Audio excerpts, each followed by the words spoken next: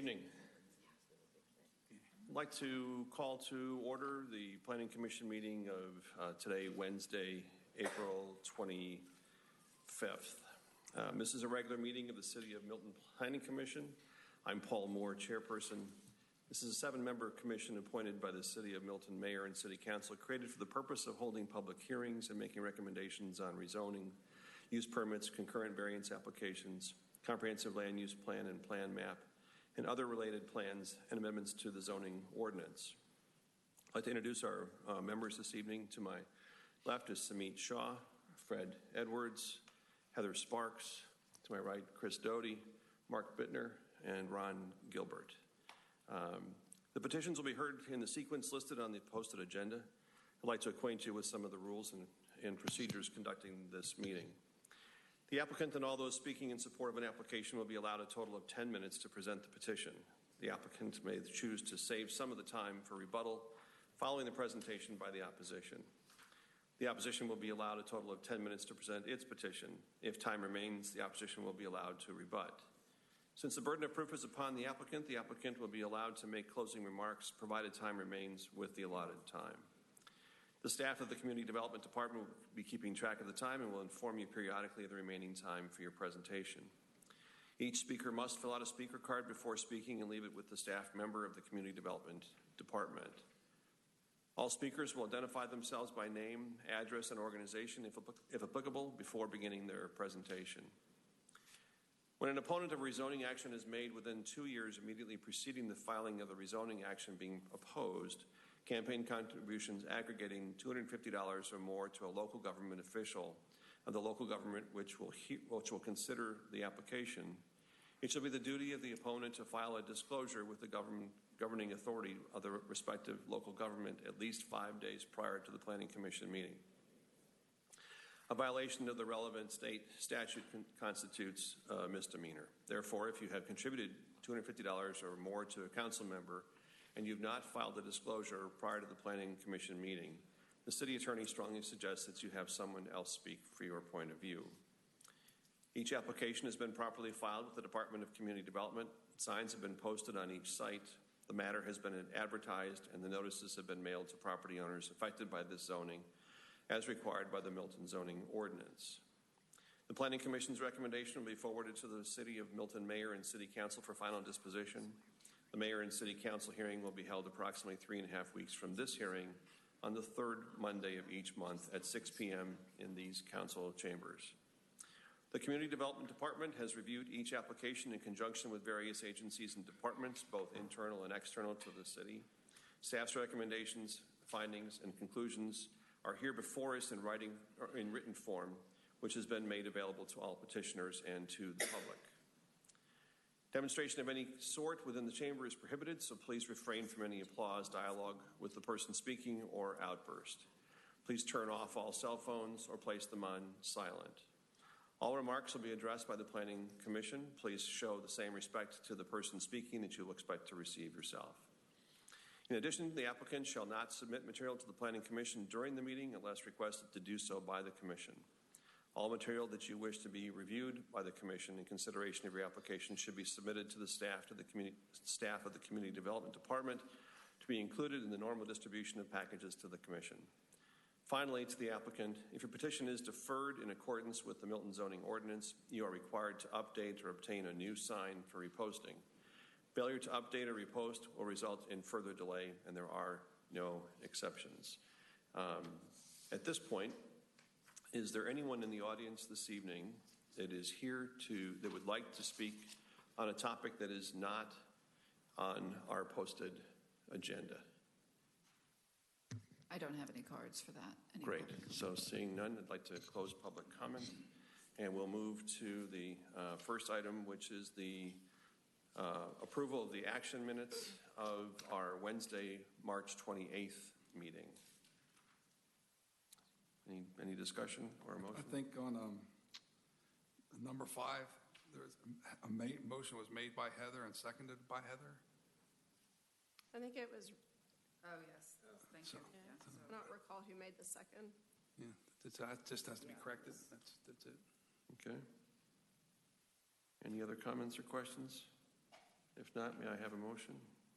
I move we accept the Planning Commission action minutes of Wednesday, March 28th, 2018, with the addition of the correction that was made.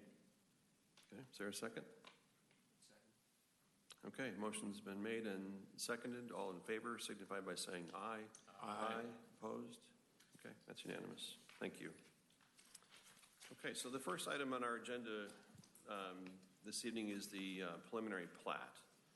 And actually, I have another statement I need to read for the community.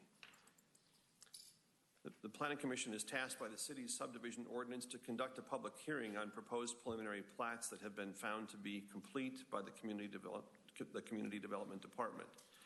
At the conclusion of the public hearing, the Planning Commission is required to review the proposed preliminary plat and provide comments and make recommendations regarding the plat to the Community Development Director. The Planning Commission does not approve or reject the proposed preliminary plat, but merely provides comments or recommendations based on the public hearing and the Planning Commission's review of the proposed preliminary plat.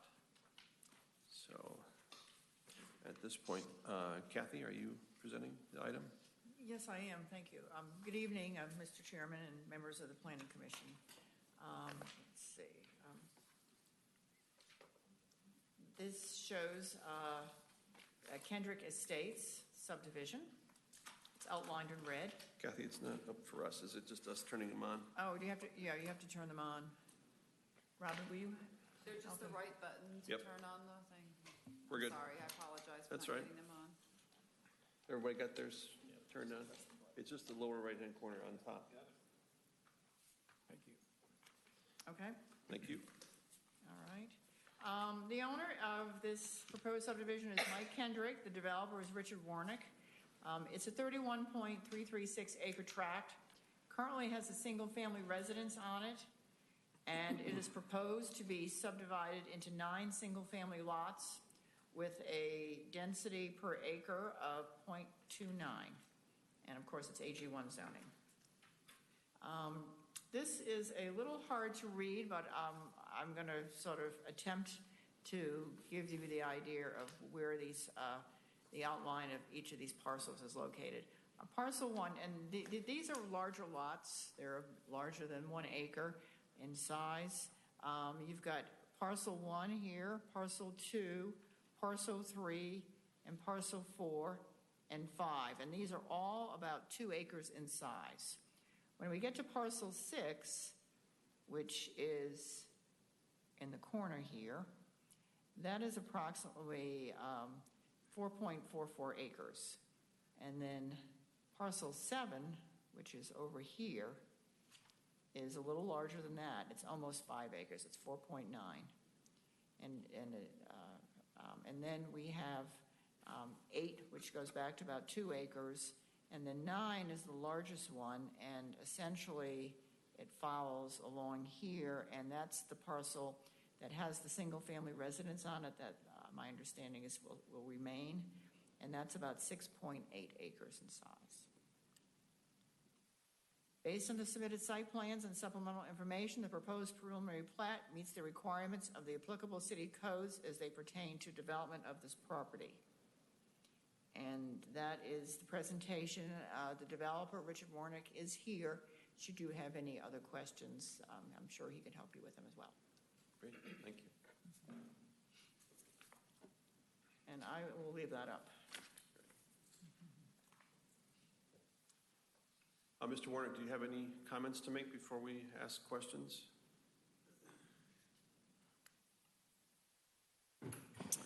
Richard Warnick, 3366 Carverton Lane, Alpharetta, Georgia.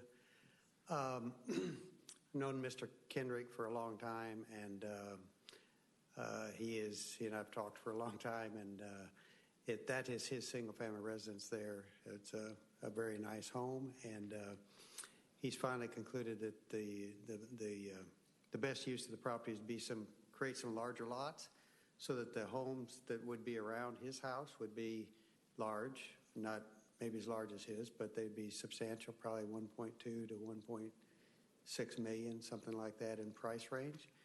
And and so that's finally the conclusion he came to, and with our discussions, and so then we decided to move forward, and that's what you have before you tonight. Great. Thank you. Any questions from the table? Great. Kathy, on Lot 9, there's sort of the notch out that looks like maybe a house. It shares a drive with the house that is proposed to remain on Lot 9. Is that currently? Are they sharing that? But it's not shout. It's not going to be part of the subdivision, but share and access. It is not part of the subdivision, but perhaps you can answer that Yeah. question the most. That is a lot that was developed a long time ago. That's actually where Mike and Mike's parents live. So it does fit in with what his existing driveway. They do share a driveway at this point. It comes off Freemanville. Yeah. Will that stay a shared driveway? Pardon? Will that stay a shared driveway? On Mike's property, yeah. Mm-hmm. He owns both properties, but his parents live. Mm-hmm. Yeah. And any more questions, Heather? Actually, kind of on that same, Kathy, do we need any type of an access easement or anything? Should one of those properties sell? I mean, I know that the sort of the notched out property that's not part of the subdivision has frontage on Freemanville, but it doesn't have a driveway access. Just worry about kind of that in the future to eliminate any, I don't know. Yeah. I mean, if they're family members right now, they know each other, they get along. Exactly, yeah. It's not part of the subdivision. Right. It's an existing house, and so it can remain where it is. It Okay. really doesn't apply. Okay. Okay. Just want to make sure. Yep, Thanks. okay. I don't have anything else. I've got just a couple. Mr. Warnick, right now, it looks like the proposed new access is coming off where the pasture land is. What kind of infrastructure do you intend to do there? Is it going to larger estate lots where you're going to be this kind of presentation? We first of all applaud you for doing that. You know, that's how critical that is in the current temperament of Milton, where we're trying to preserve green space. And thank you for approaching it from you and Mr. Kendrick this way. But can you speak to what the infrastructure will be like? At the present time, what we're planning to do is a paved street, a private road with a gated entrance, and landscaping and whatever gets approved by the city, obviously. Okay. But we do plan to have a paved road. Yeah. And as a private road, you're not once it's established, that's not something that would be part of city services requiring attention to that. Yeah. That's correct. To keep it maintained, it would be a homeowners association. And I think I have one more question.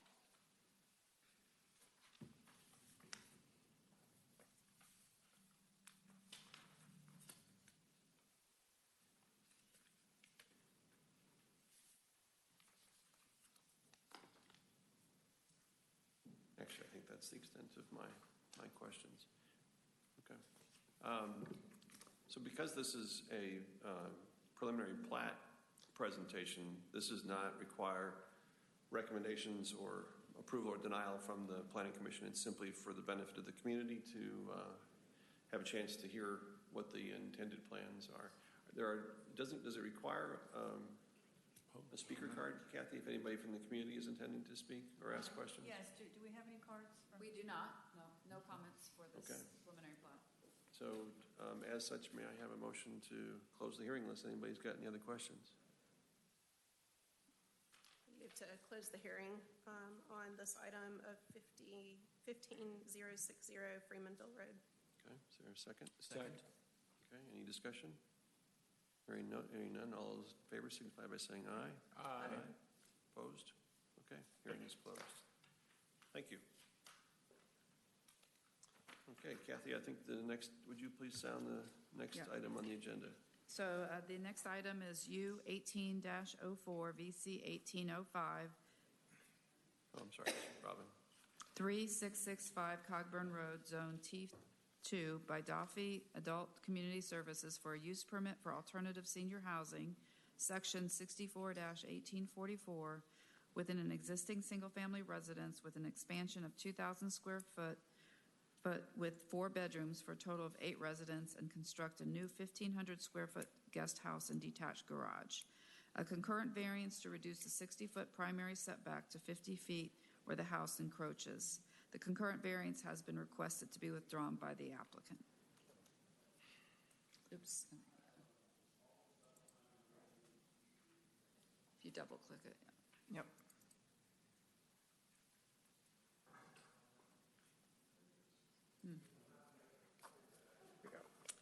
Okay. As mentioned, this is U 1804-BC 1805 application. The summary of requests is as follows. A request for a use permit for alternative senior housing within an existing single-family residence. Also, an expansion of 2,000 square feet within the existing house with 4 bedrooms for a total of 8 residents. And to construct a new 1,500 square foot guest house, as well as to construct a detached garage. A request for a concurrent variance to reduce the 60-foot primary setback to 50 foot where the house encroaches. However, since the time of the application, the applicant has requested a withdrawal of this concurrent variance.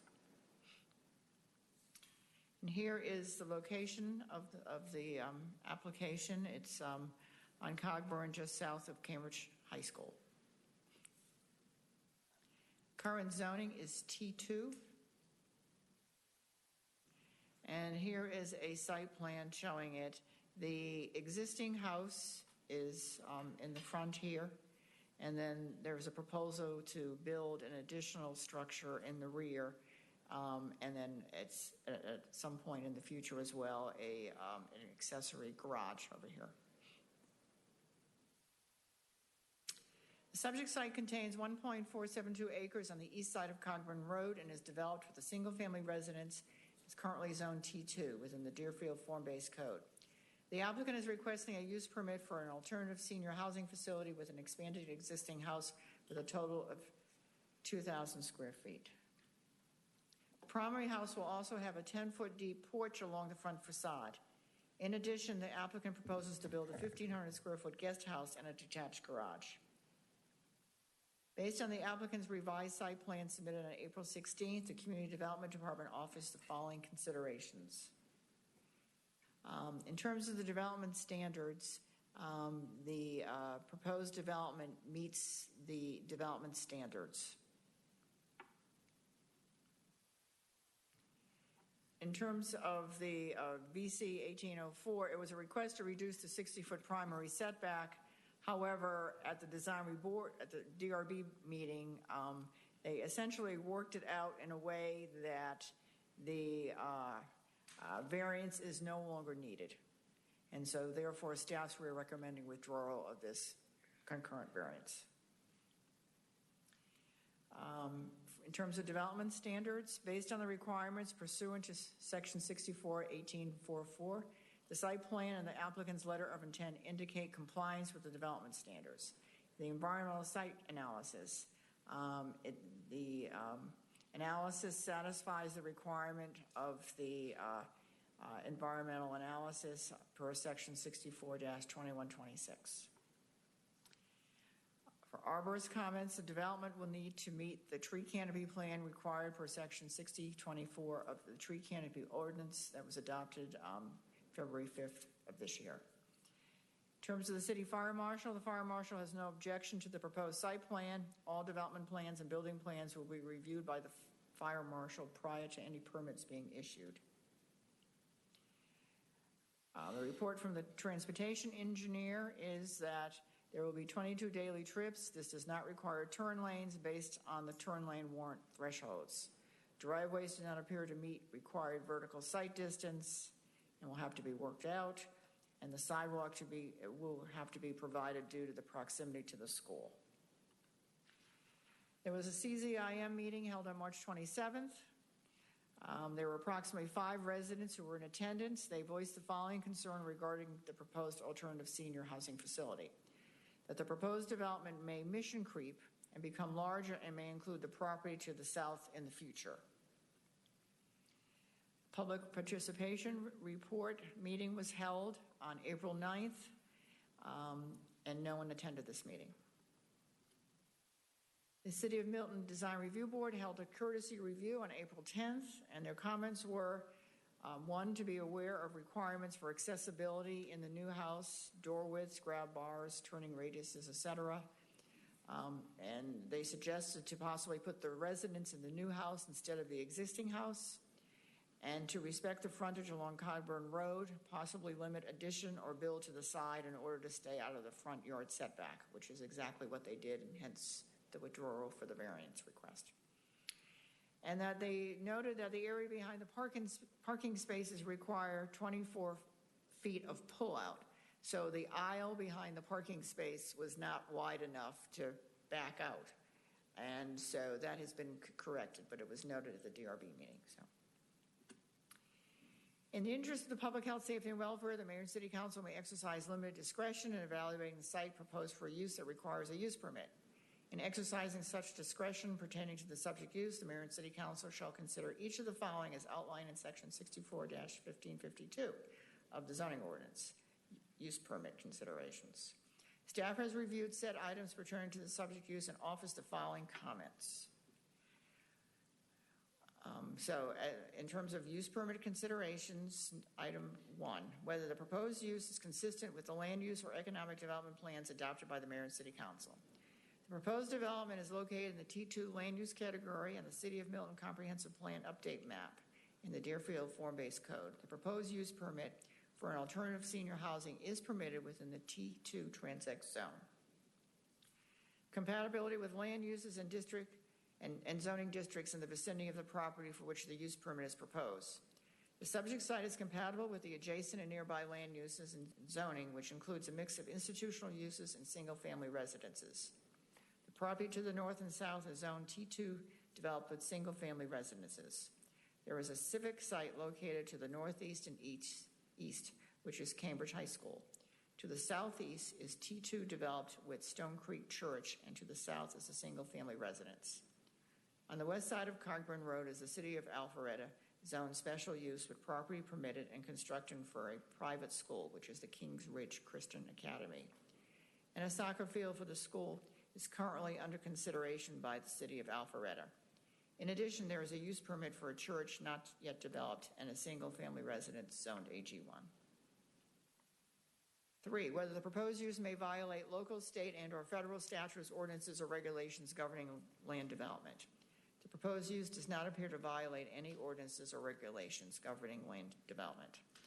The effect of the proposed use on traffic flow, vehicular and pedestrian along adjoining streets. Based on the type of use and small scale of the proposed senior housing, there will be minimum impact on the traffic flow, vehicular and pedestrian on Cogburn Road. 5, the location number of off-street parking spaces. The off-street parking is located behind the existing structure and in front of the guest house and garage.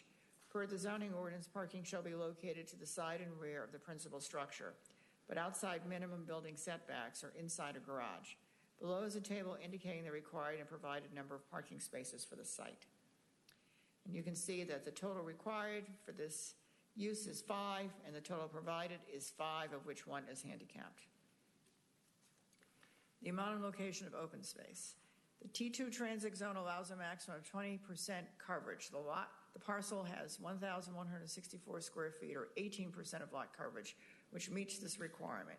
In addition, the rear portion, eastern side, is heavily vegetated with hardwood trees. Protective screening. The type of use, which is alternative senior housing, does not require protective screening, but staff notes that there is a large stand of hardwood trees to the rear and some along the south and north property lines, ranging in size from 15 to 32 inches in diameter at breast height. Hours and manner of operation. Since the clients will reside in the house as well as the caretaker, the hours of operation will be 24 hours a day and 7 days a week. Outdoor lighting. The applicant has not indicated the addition of lighting on the site. If lighting is proposed, it must comply with Section 4.12 of the Deerfield Form-Based Code, which requires light fixtures to have the light cut off below 90 degrees, and the beam shall be cut off at 75 degrees, as well as other regulations that limit light pollution. 10, ingress and egress to the property. The applicant has 2 existing curb cuts onto Cogburn Road. The traffic engineer has stated that the location of the curb cuts do not meet required vertical sight distance. The entrances will be upgraded to commercial entrances, as well as widening the existing driveway between the entrances. Staff notes that the applicant owner has already received a right-of-way encroachment permit to improve the drainage along Cogburn Road. Conclusion, the proposed development of the alternative senior housing use permit is consistent with the City of Milton Comprehensive Plan. Update, suggestion of T2 and consistent with the use permit considerations. This proposal also provides additional choices for housing for the over 55 population within the city. Therefore, staff recommends approval conditional of U 18-04. In addition, staff recommends withdrawal of VC 1805. Recommended conditions. If this petition is approved by the Marion City Council, it should be for a use permit for an alternative senior living facility, subject to the owner's agreement to the following enumerated conditions. Where these conditions conflict with the stipulations and offerings contained in the letter of intent, these conditions shall supersede. 1, to the owner's agreement to restrict the use of the property as follows. A, restrict the use of the subject property to an alternative senior living facility.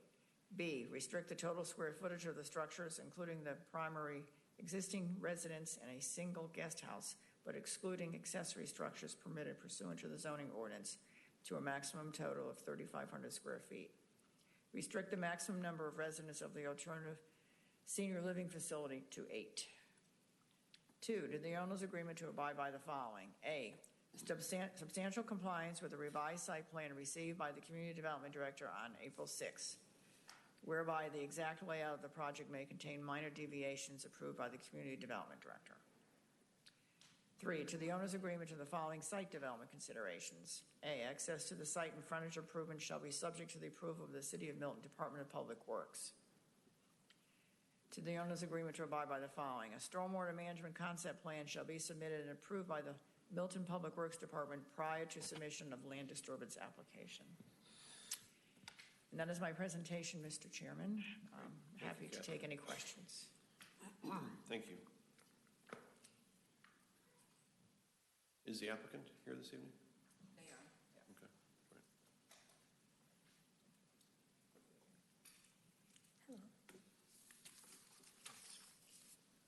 I'm James, and this is James Uri and Tammy Uri. We're the owners that are making the application for this property.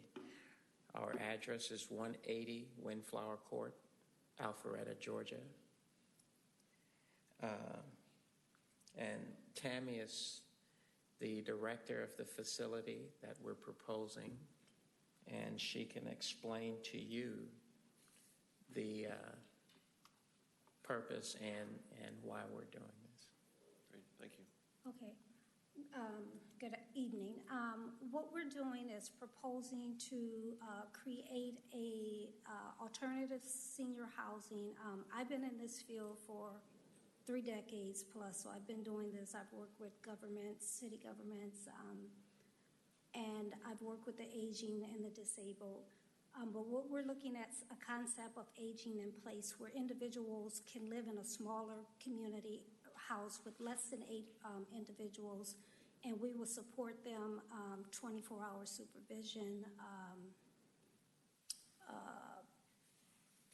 and get them out into the community as needed. So what we will propose to do is to take the house that we purchased and turn it into alternative senior living for individuals that are 55 and older.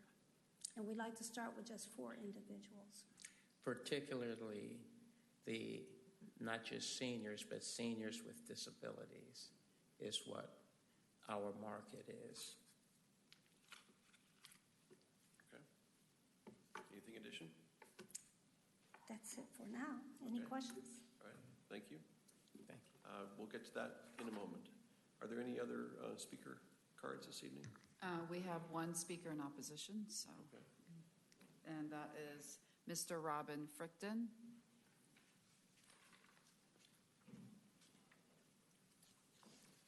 Good evening. I'm Robin Frickton, live at 2970 Francis Road, Milton, Georgia. And I'm not really opposed to it. I'm concerned. This is a new business for Milton. And I want to make sure that this business, and that's what it is a business. It's not a nonprofit. It's for making money, is up to the standards that Milton has. My concern is the residence is pretty old. Very old, actually, about 50, 60 years old. I haven't seen anything on there that says that they're going to expand the kitchen, expand the restrooms or bathrooms. Okay, it's got one bathroom. It's a very small house. It's a 50-year-old septic system, and my concern is that the residents. I mean, it may not.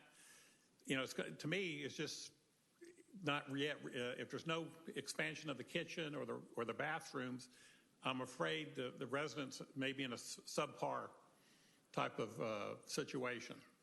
And the septic tank, I mean, I've been here 33 years. I've already had to have work done on my septic system.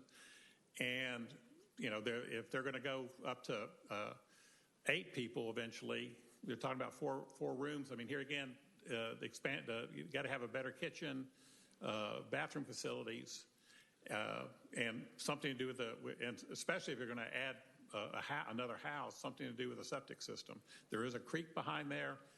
If things get out of hand and the sewage flows back there, I mean, we could have a big mess like DeKalb County gets into, except it'd be much smaller. So that's I know we need this kind of residence, with the aging population. I just want to make sure it's up to standards that Milton has. Thank you. Thank you. That's all for the comments. Okay, and the applicant can still speak, correct? Yeah, Okay. they still have some time. Great. Do you have some comments you wanted to make?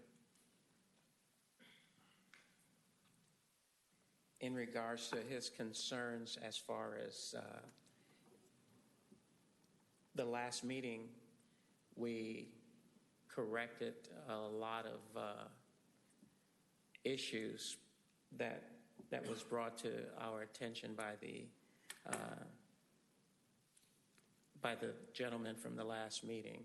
And some of the recommendations we actually implemented here, which was the existing building. The existing building is an older structure, but it still meets all the requirement of every building code there is in the state of Georgia. In addition, we would be looking at adding 1,500 square foot new building, which is going to be the fire marshal, the building department, the building permitting department will go through the construction process. So all those concerns are, I don't think there needs to be any concern about that, because we're going to move forward with building a new building. In addition, the existing septic tank it's been kept up over the last 30 years.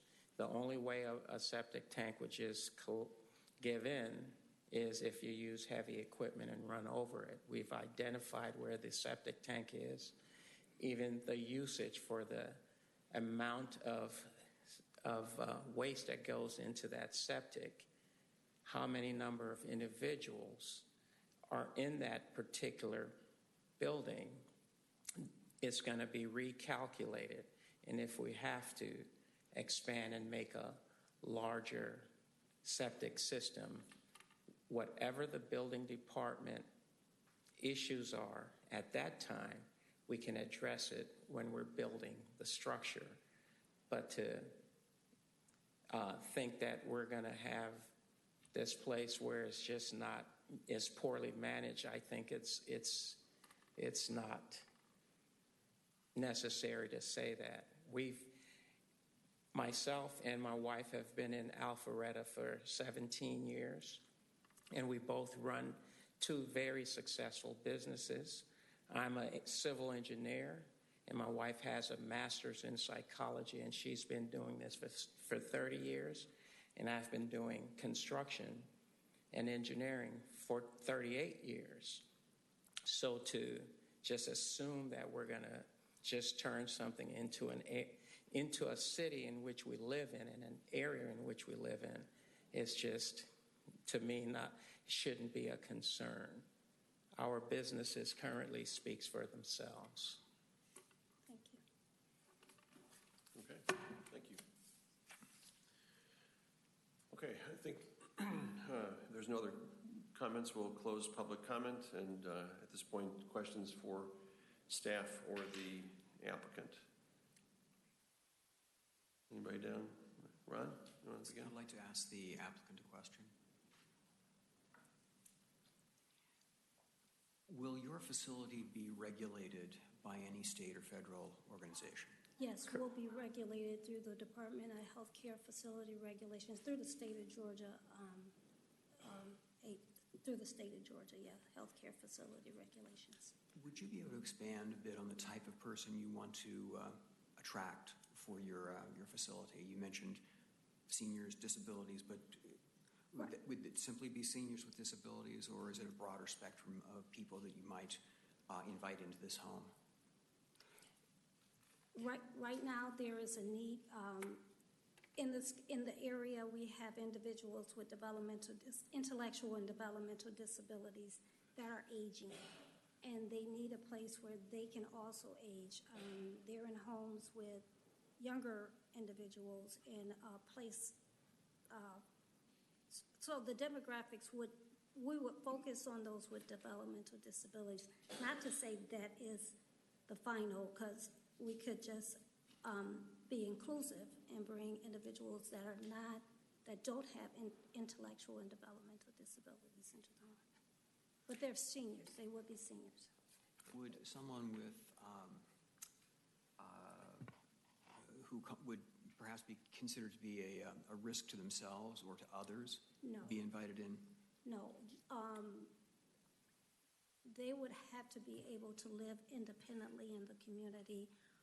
It's not someone with a mental health, so there's a difference.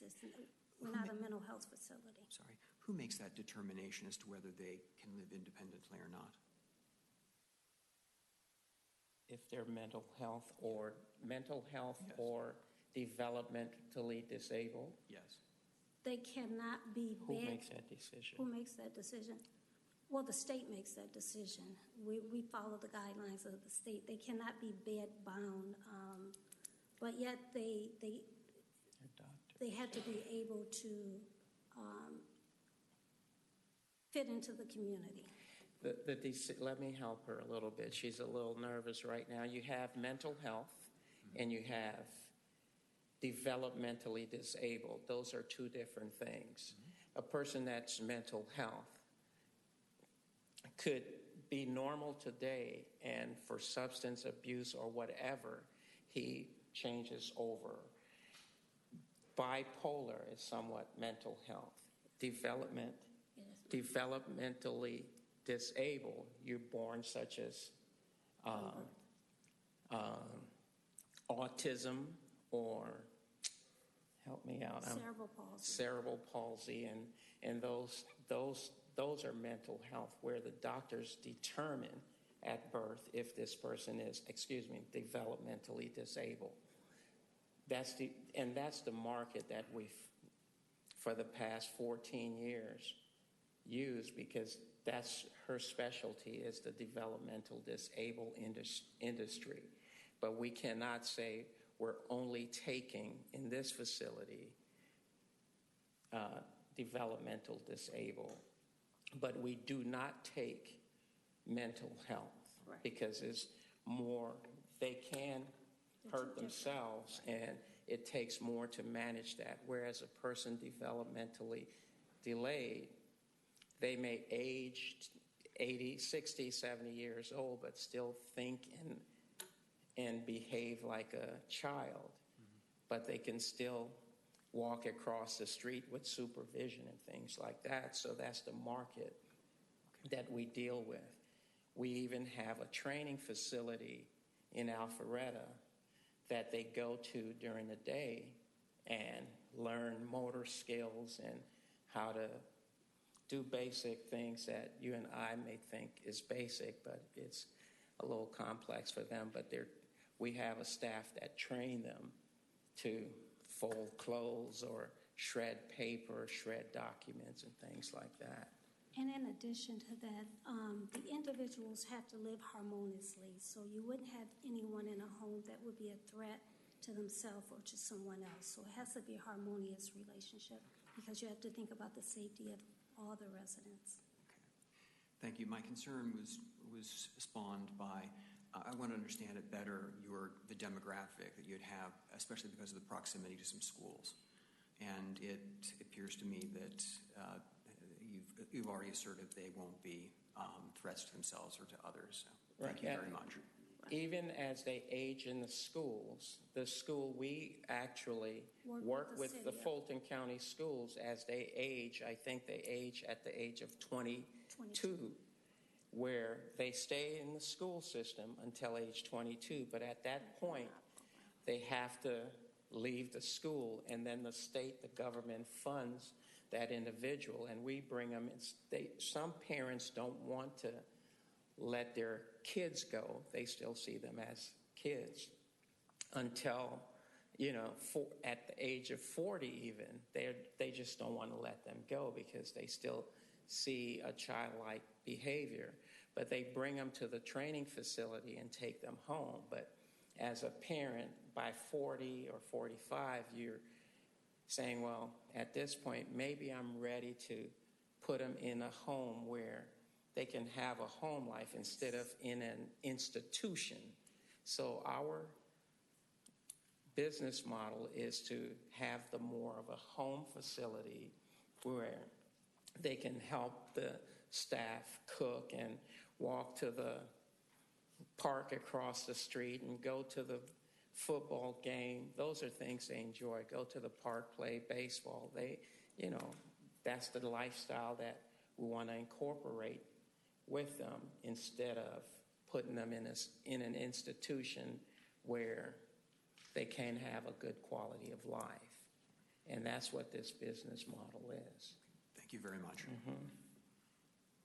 So let me ask a question. Do you guys currently operate a similar type of facility somewhere else? Day program, a day training program for adults that age out of the school from 20, well, they can start at 18, but they have to be an adult up until 99 or death.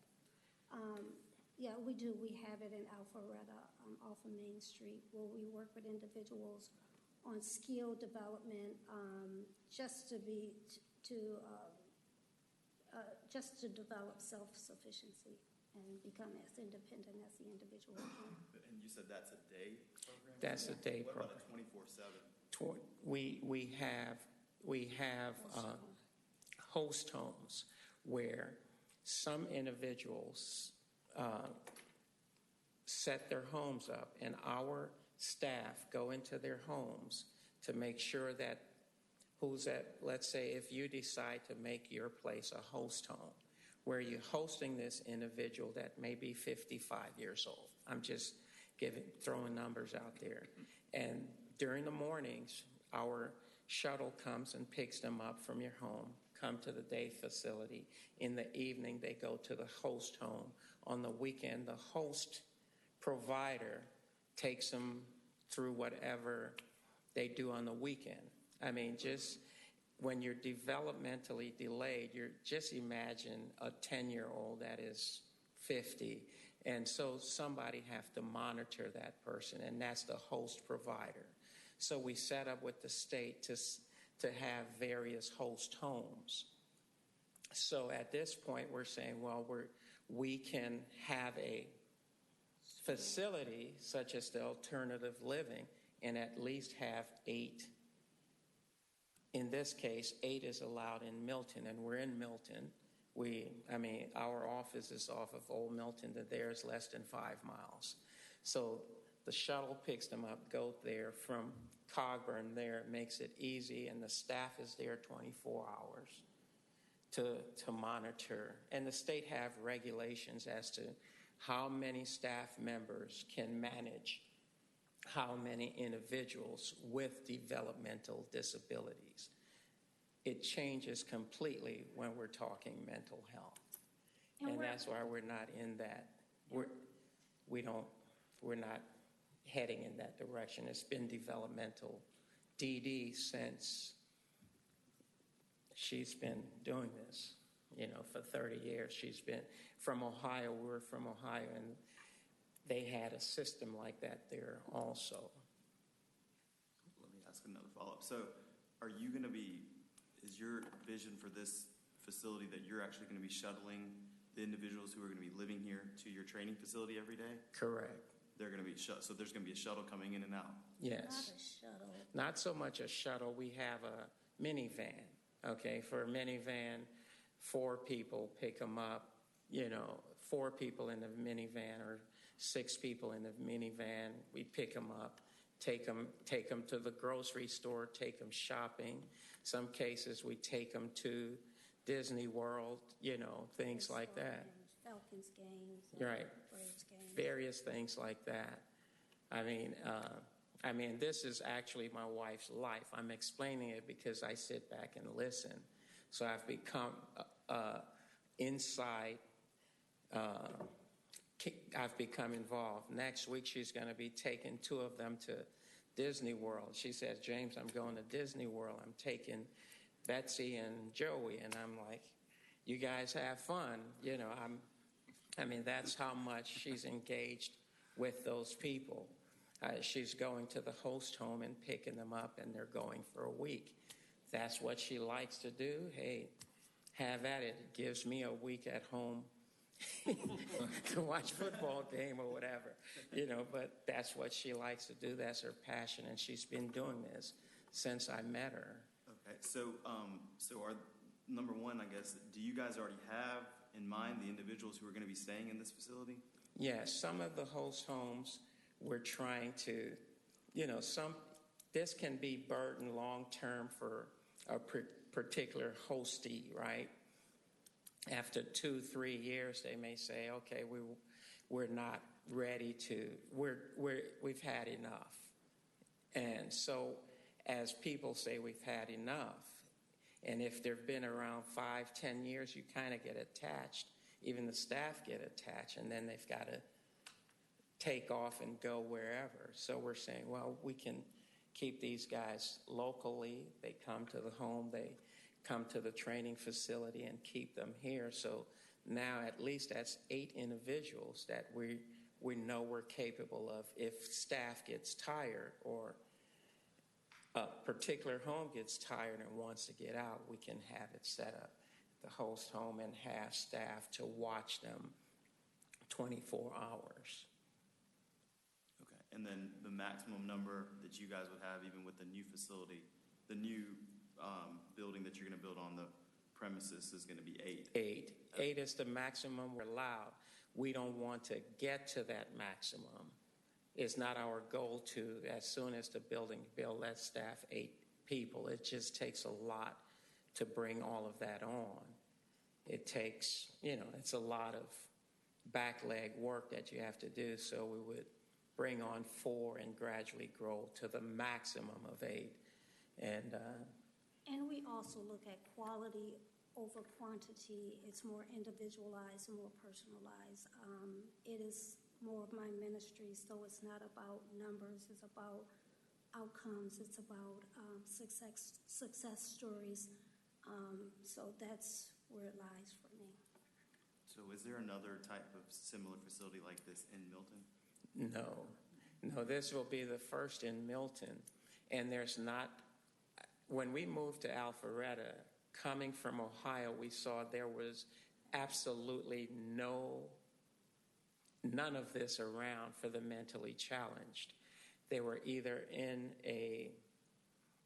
we saw a large need, not so much there weren't none around, but a large need for it, and immediately opened facilities and opened the training facility and got heavy participation from the schools wanting to send people to us immediately because parents didn't want that institutionalized setting for their loved ones. So, and at our point, we're not trying to grow to this big conglomerate either. That's not our goal. We want to stay where Tammy can oversee and manage this particular facility herself.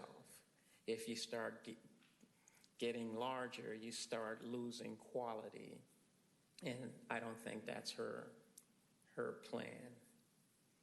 And I don't think that's a plan for me either.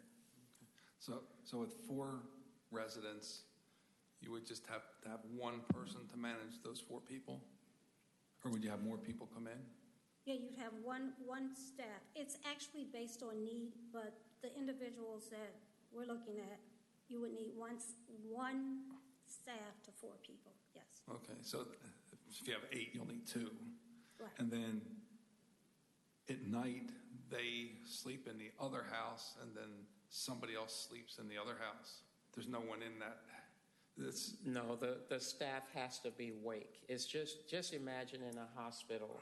When you're in a hospital, the staff don't go to sleep or go home and go to sleep and leave you in the hospital. The staff is there awake and making sure that these, even, they may doze off. I can't say that. So those staff stays in that other in house that particular while they're sleeping.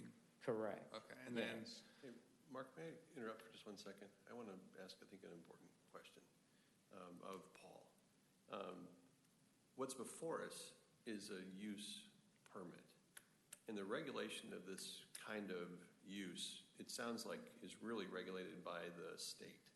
So I'm concerned that we're maybe going down a path of questions that may or may not be appropriate when we're making that assessment, or are these fair questions of the applicant when it's really not about, if it's state regulated, that's not really our measure.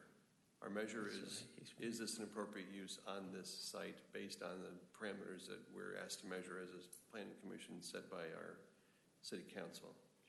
Are we on uncomfortable ground, or are we in the right? Is it fair? Are these fair questions? I think they're fair questions. You are exactly right. Ultimately, the state regulations will govern the situation, and if they were, and there aren't, but if there were conflicting state and local regulations, the state regulations would preempt the local regulations. And so while the applicants were this to be approved and everything to go forward, they will be bound to follow the state law. It is certainly appropriate to ask questions to see whether the applicants are aware of said regulations, if they intend to follow them, because if you felt that for whatever reason they weren't prepared to do so, then it wouldn't be appropriate for the city to host such a facility, then that's something you can take into consideration. But as far as the conditional use, as far as the use guidelines themselves, you are exactly right. They are separate and apart from what the state regulations are. And I have similar questions to what Mark is asking. I just wanted to make sure. I was just trying to first just understand the business, and then my last question to you, to the city. You're talking about 55-year-old seniors. Suppose somebody wants to bring a 25-year-old in. It wouldn't be allowed. So you. Per the use, because this is purely strictly 55 and over. Okay, can we enforce that? I mean, I know we had a problem with the senior housing before that we really couldn't say everybody had to be 55. So here we can say everybody has to be 55, or we couldn't. Somewhere, what I'm talking about, the other. But so here, everyone's going to be 55. Period. Per the use. And if they're not, then they're in violation. Yes. Right. Okay. Yeah. That's I'm done. Okay. a minimum of 55. Yes, right. 55. And correct. Your question is poignant because we have to, even if you said yes, start today, and the fire marshal approves everything, the state can come in and say, well, you need this, you need this, you need this, et cetera, regardless of what the City of Milton Fire Department approved or the building permitting department approves. The state comes in and regulates, even to the bed sheets, to see what type of bed sheets. Is it soiled? Is it not? They regulate all of that. And those inspections are are done monthly and quarterly. And they have actually social workers that come and verify these things are in place before the state would even let an individual into that house. They make sure and they clear it, and that's through the Department of Health. Healthcare facility regulations. Healthcare facility regulations. Okay, Paul. Yeah, Fred? I'll try to get back a little bit to questions relative to the site itself or the home. Do you anticipate anyone in a wheelchair being in the facility? We don't anticipate a wheelchair individual. We don't. We monitor. I know that's a fine line as to whether. It is a fine line, Right. and the individuals that we serve, we have to be able to accommodate their needs. So Right. If we can't accommodate the needs of the individual, then we won't be able to serve that individual. That answers my question. I happen to have a daughter in a wheelchair, and the space relative to that would be very, very cumbersome. The what? Pardon? Your space relative two people in a bedroom, one of which would be in a wheelchair, and the size of this location would not work. You couldn't handle a wheelchair in this size location.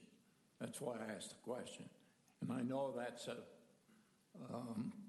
problem ADA-wise, but my concern was the fact that if you did have someone in a wheelchair, you would be forced to have much more difficult plumbing,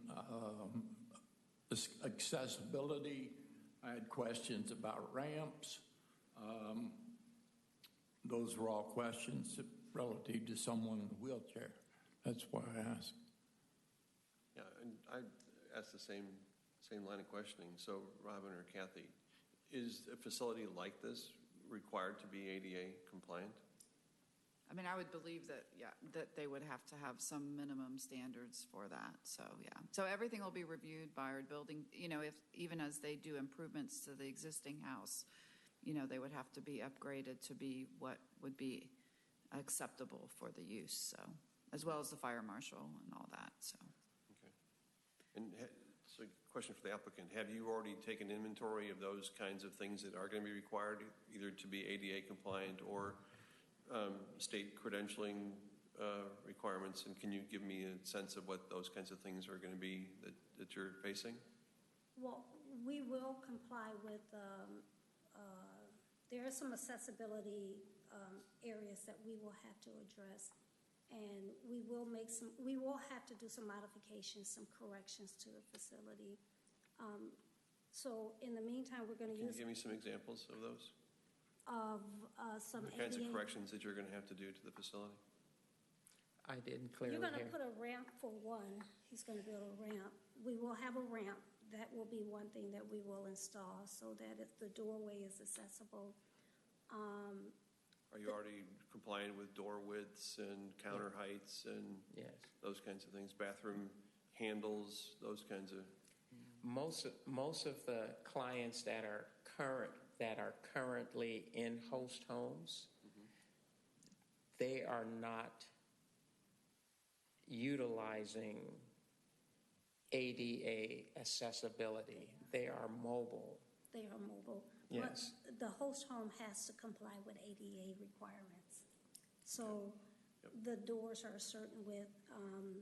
36-inch. Pardon? Yeah, a 36-inch door. You're right. Right, and in the bathroom, there has to be grab bar.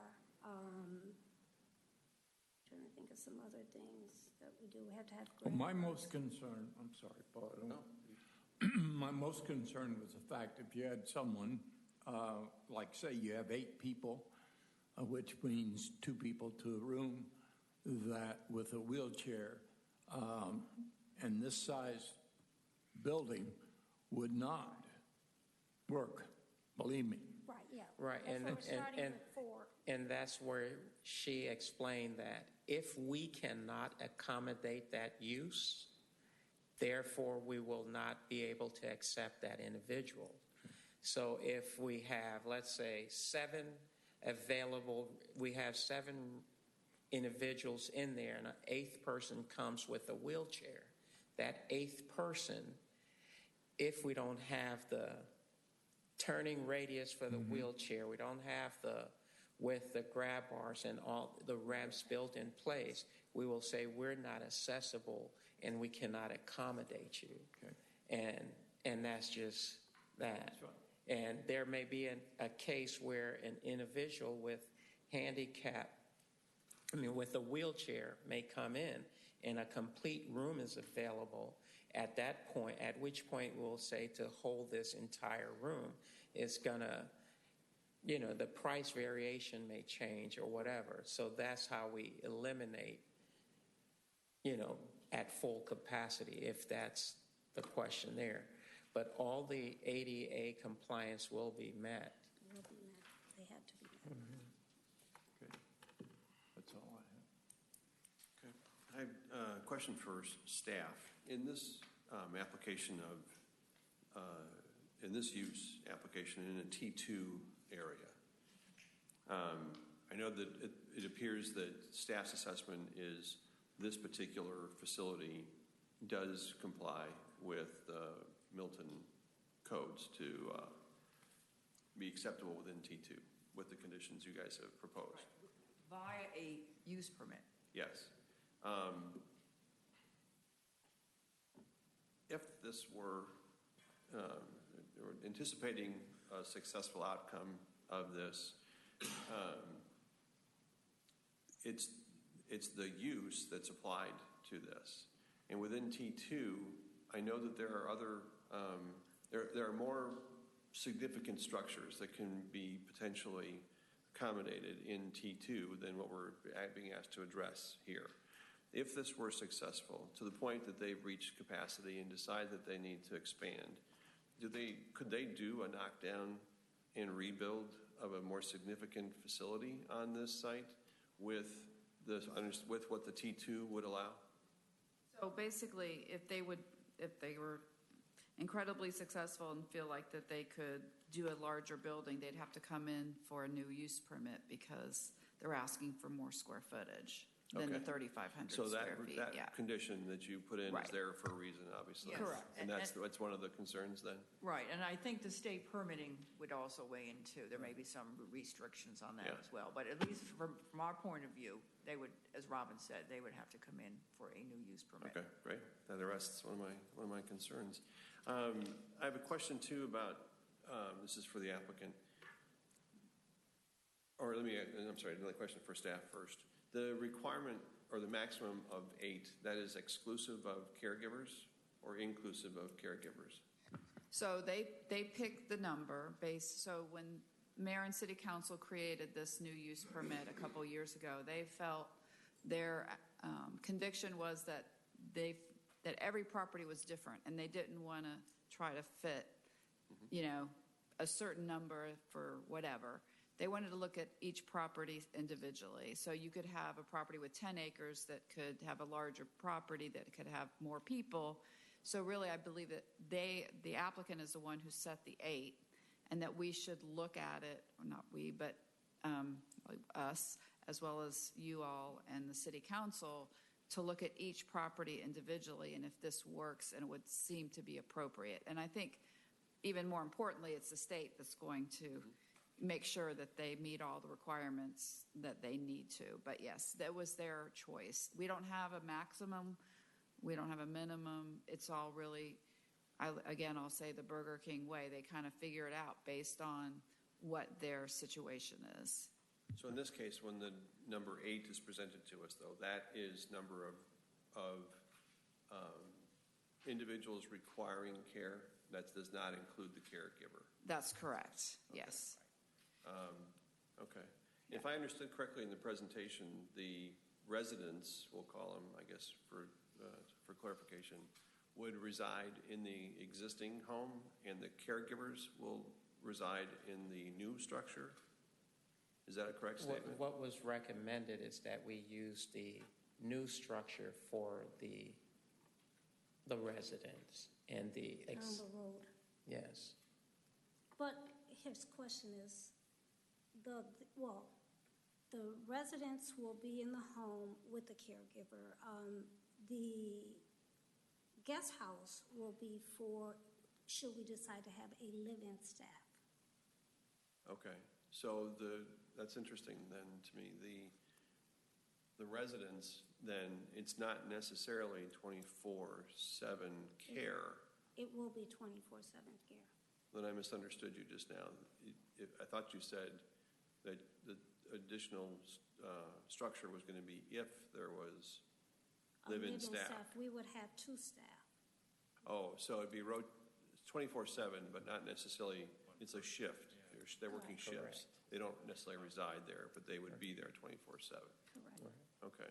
So does that mean that part of the resident population would be in the existing structure and part of the resident population would be? No. It's only, the additional structure is only contemplated for additional staff, if they were going to be on site, Right. 24, what do you call it, resident staff? Right. Yes. Okay. Do you have any renderings of what the secondary structure is going to be like? And is that good? Is it one phase, or is this going to be a phased development? It's going to be a second phase where the existing is in place, and then once we have, once we've been accepted to do this, then we'll plan on a time to get that new structure built. We have to go through the permitting and things like that. So what we would initially like to do is the existing structure, use it as get it state approved regardless, get it state approved to accommodate, to start to generate revenue. And once we get that process started and we get the second phase built, then we will move those residents into the new home. And the existing structure will be there for, if there's a living staff, or in cases where, some family members come from other state, relocating, and they bring their loved ones with them. They may want to stay and, get them acclimated before, whatever, and they could stay on site if they wanted to feel comfortable. Your question was, is there a plan for the projected guest house? Was that your question? Well, and part of it is the aesthetics. Yeah, we're going to work with a local architect, his name is Charlie, to create a ranch-style plan, something that's flat, to go in the back. But currently, we have not determined what that looks like at this point. Okay, yeah, because one of the considerations that we're asked to make is this in keeping with the surrounding area? And so it's going to be important when you look at what is immediately to your north or south, that it's not visually inconsistent with some of the things that are there. We're going to try to match the now. I've done my best to answer some of the, but that's my ballpark. That's my ball court. I can handle that and make sure that we go through. My company actually have done road construction for City of Milton. On the building side, I've got it. I'm a civil engineer. I've owned a construction company for 20 years. We can handle everything. We work with an architect that's actually local here in Alpharetta, and he's doing a lot of the architecture down in the city of Alpharetta, down in Academy Street area there on some of the new houses that they've torn down. So that's the same aesthetics that we would like to bring to that complex. And it will have to go through approval. Yeah, I was going to Yeah, say it'll that, I have mean, to go everything through will be, approval, right. go through our office and through the city architect. And, you know, we work with different property owners and business people. So, and this, any new structure, and even as they put the front porch on and they get that all worked out, it'll go before the design review board. So rest assured, it's not like they're going to be able to put whatever up, so. Okay. Actually, while we're on the topic of your field of expertise, can you address what is it that generates 22 trips a day to Well, this I site? didn't do, I think that was their transportation engineer determined that with the number of individuals, they probably used a calculation that they're privy to that I'm not. So they're assuming that it's going to be 22 trips, maybe dropping them off, going to the grocery store, coming back. The average daily traffic per person generates this much, so that's probably how they came up with that 22 trips per day. Yeah, there is a formula. The ITE has a formula based on land use and size of structure in it, so it's a formula, and that's how that came up. Right. So. All right. And Kathy, when under the transportation engineer comments, it says the driveway does not appear to meet the required vertical site distance. And so have we taken stock of that, or have we not taken stock? Yeah, later on, it's here's our transportation engineer, so it's Sarah Leaders. Hi. How are you, Sarah? Right ahead.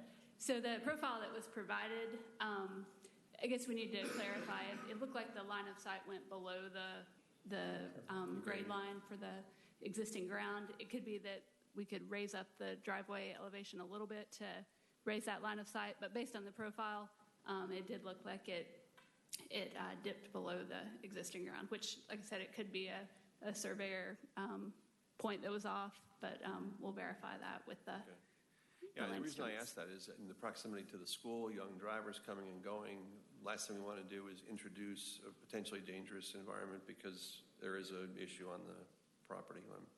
Right. Make sure we're sensitive. As far to as it. the line of sight, I also currently, I actually went out there, laid it out myself, and I actually raised the driveway 8 inches with additional GAB because the current grade, the existing grade at the time, sat about 12 inches below the street.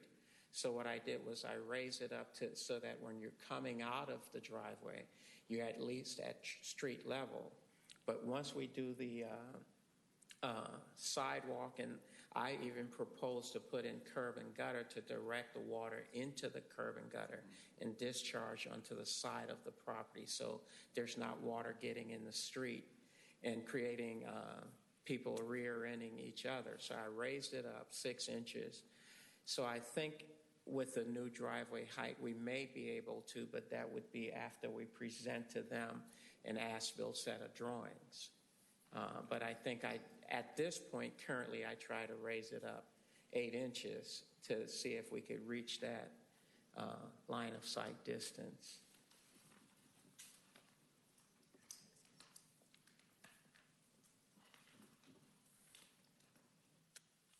Okay. Paul, can I jump in? Yeah, absolutely. I just wanted to clarify your point about the question about the recommended conditions were maximum number of residents to be 8. So again, is that 8 of who are a part of the alternative senior living facility? Does that include the caretakers? No, if it down the doesn't. road? It's purely just the residents that are being serviced. Okay, so is there a recommended condition on the number of caretakers that would be living there potentially if that happens down the road? That's all dictated by the state license, and I'm sure they have a formula for how many residents you have, how many caretakers will be needed, and they will have to respond to that. And they will have to meet those requirements per their license. Okay. Yeah, and we apologize for the kinds of questions we're asking and the fact that this is the first time we've heard something like this. And in doing so, our questions to a certain extent are naive. because we've not had experience with it before, where we've got a list of questions that are standardized and we would expect a certain kind of answer. I think it's important that we address this community, that there's a need that needs to be met. I think that's a wonderful opportunity for Milton to be a part of that kind of community that is sensitive to the needs of those kinds of residents.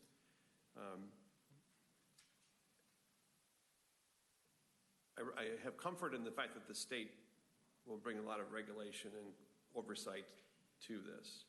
Where I'm less comfortable, to be quite frank, is the fact that there seems to be sort of a meandering path to get to some of that. And I look forward to when you're in front of mayor and council, hopefully the kinds of questions that we're asking you will likely be similar from mayor and council, that you've had a chance to take advantage of what we've brought to you this evening for consideration, and that it maybe is a more comprehensive opportunity to answer those questions. Well, just you've had maybe an hour of what I experienced when I first met her and had to go into this. In Ohio, there was a training facility that was completely run by the developmental disabled individuals that she oversaw with a team. And I went in there for the first time and couldn't believe that this was going on. But these people are individual. Now, coming from being an engineer, and I've moved over to this side, it took a long time to understand that population. And I'm saying 17 years later, it's normal to me now. In some cases, in the beginning, it wasn't, but I see the passion for it. I go to their facility and I walk in, hi, Betsy, hi, John, hi, Sue, and these people are people, but to put them in an institution, I think that really hits home with her, and she's trying to get away from that. I'm very sensitized to that. Yeah. I too have a niece who is probably a candidate for your kind of care. She's not in this state, but she's timed out in her education availability, and she is in need of additional care. We know that it's exhausting to the parents, and you're dealing with an adult in body, but maybe a child in mind, and yet they're potentially a contributing member of society in some capacity based on the skills that may be available through the kinds of programs you're talking about. So I'm totally sensitized to that and see a need for in our area too. What I'm not familiar with and where our questions are going is because we haven't had a chance to hear something like this before, to make sure that it fits and blends with how we regulate the things that are part of Milton. So thank you for your presentation this evening. Thank you. Thank you. Are there any other questions? If not, I'll entertain a motion from the Diaz. First, Kathy, no, you're fine. Kathy, do we take the U-1804 vote for first, separate from the withdrawal? Robin, do they have to vote on the withdrawal, or? Yeah, you would need to call out the U-1804 Okay, so I'm first good. and recommend whatever you do, okay. and then the VC-18 and ask for a withdrawal. All right. I move that we approve U-18-04. Second. Alternative senior housing. Approval conditional per staff's recommendations. Providing staff's additions. Okay. Did I hear a second? Second. Okay. Any additional discussion? I just wanted to make sure that we're okay with 1B's language where it says maximum number of residents. Because again, I don't know if residents is also going to potentially take into consideration caretakers down the road who live there. And are they going to be considered a resident too? And now we got 8. Or is caretaker a separate definition and it's not going to be considered a resident?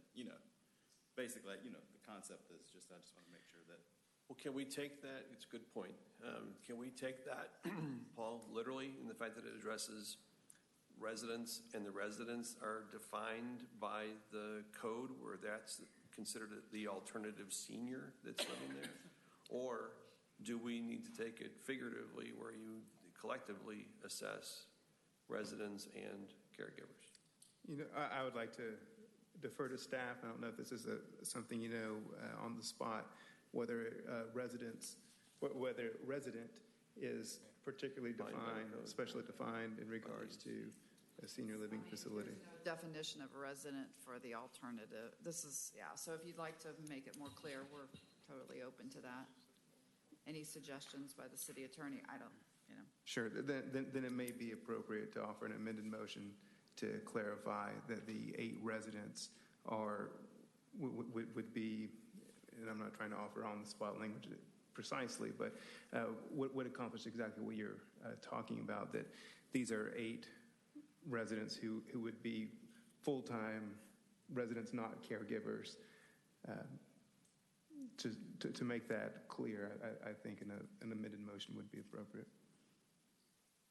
But the caregivers, technically, the caregivers potentially would be full-time down the road. Yeah, but they don't live there. They don't live there.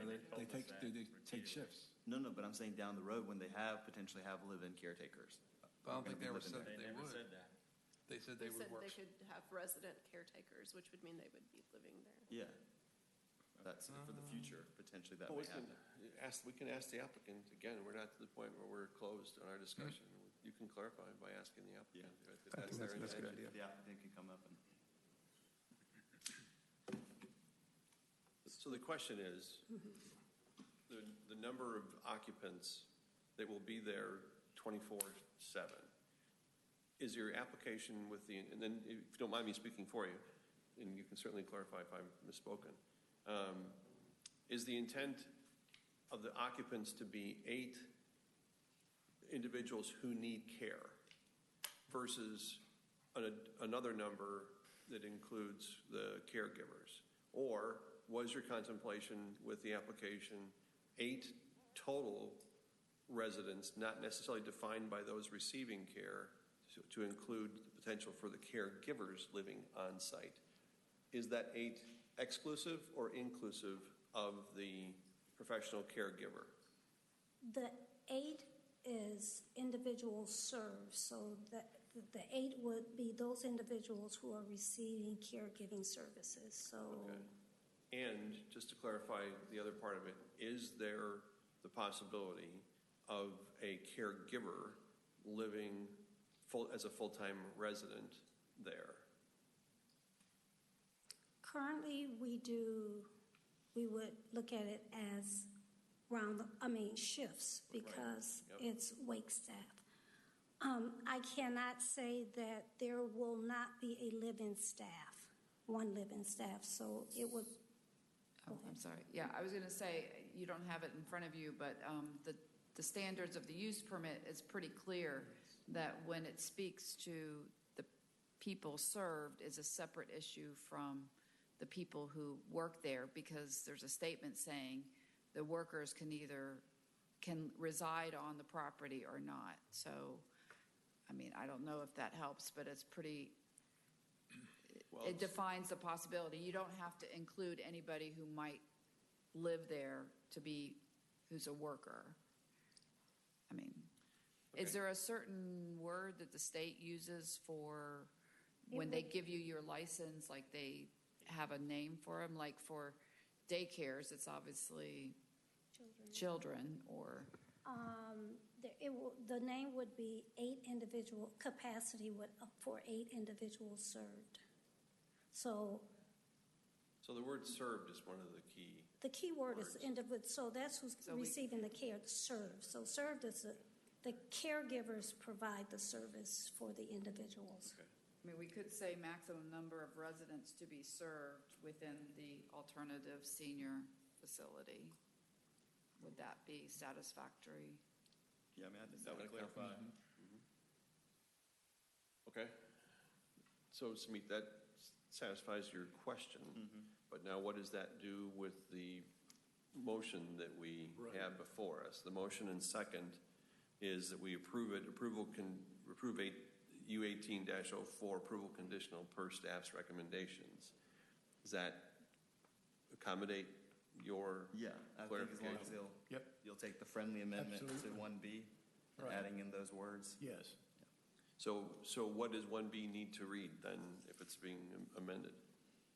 I have, what I said Yeah, was restrict the maximum number of residents to be served within the alternative senior living facility to 8. Okay. Okay. And Fred, you're okay with that Yes. friendly amendment? And Paul, does that then require that the second be Yes. confirmed as well? That needs to be offered as an amended motion, and then if it's seconded, it can be voted upon. Okay, so my action is, we've confirmed that the motion is acceptable with the friendly amendment, correct? So no additional motion is required. The main motion is to recommend approval of the permit, conditional approval. And then a amended motion needs to be put forth and seconded that Okay. embodies Yes. or takes staff's recommended language. That will be voted upon, and then if that, depending on the outcome of that, then the main motion will be voted upon. So I'd like to make a motion to approve an amendment as stated by staff and suggested to amend 1B. Okay. Is that, That's so sufficient. that requires Yep. a second. I think And then- it's clear to staff. Yep. And then we need a second for I'll that. second that. Okay, so now we're voting on the second motion. On the amended amendment. motion. Okay, so all those in favor signify by saying aye. Aye. Opposed? Okay, so that carries. Now we have to have a second vote on the original motion? Well, it'll be the first vote on the original motion. Oh, correct, okay. Yes. So, any further discussion? Hearing none, all Hold those, on, I had one point potentially, I just want to make sure. Do we need to potentially put in anything regarding the additional single guest house that they're going to build to make sure that it complies with City of Milton? I don't think so, because as staff had already suggested, that'll be measured by Yeah. the They can't application. get a that building permit without going through our review and meet all the requirements and rules, so, Okay. for architecture and everything else. For architecture? Okay. Okay, so, need further discussion? Hearing none, all those in favor signify by saying aye. Aye. Opposed? Great, thank you. Sorry for the arduous process, but I think that was a good one. Now we got to get go there. with Pardon? approve Oh, now you have to withdrawal. do, yeah, I'm sorry, you have to do further withdrawal. I move that we accept VC 18-05 withdrawal as recommended by staff. Is there a second? Second. Okay. I'm any sorry, discuss- I'm confused. I thought we were on, what was this motion? This is the The motion. VC, okay, on thank you. VC. Said withdraw, thank you. Yes. You're Okay, and so we have a motion from Yeah. Fred and a second by Mark. Mark, okay. Yep. Any discussion? To withdraw. Hearing none, all those in favor signify by saying aye. Aye. Opposed? It's unanimous. All right, thank you. Okay. So, Kathy, would you please sound the next item? Mr. Chairman, before we begin this item, I need to recuse myself. I live in the neighborhood across the street, and my husband works for the engineering firm that's presenting this item. Okay, thank you for acknowledging your recusal, and we accept that. Would you please step off the dais? Yeah.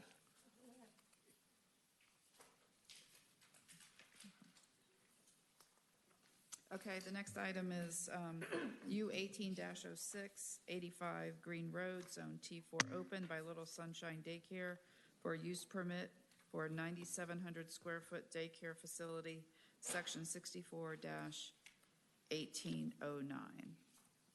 Okay. All set, okay.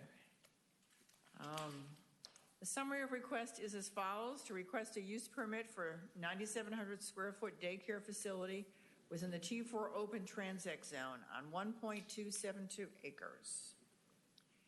And you see the site outlined in red here on Green Road near Arnold Mill. And it is in the T4 open zone of the Crabapple Form-Based Code. Kathy, excuse me. Yes. Can you go back to the first picture? And I don't know if this is appropriate, but that photo is not current as to the development that has occurred since this picture was taken. Okay, so you're looking for an updated map, is that what you're saying? Well, yeah, or Okay. just to make clear that it, Okay. that you can't refer All right, that's to a good this. catch. We will, I'll talk to GIS and see if we can't use some other mapping service or something to get something that's a little more updated. Okay. Very good. Thank you, Fred. Okay, moving on through the zoning. Here is the site plan that was submitted on April the 10th. The subject site contains 1.272 acres fronting on Green Road and is developed with a single-family residence and currently zoned T4 open within the Crabapple Form-Based Code.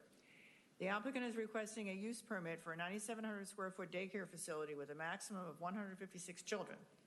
In addition, the applicant is requesting that the hours of operation be from 6 a.m. to 6:30 p.m., Monday through Friday. The Crabapple Form-Based Code requires that this use obtain a use permit. Based on the applicant's site plan submitted on April 10th, the Community Development Department offers the following considerations.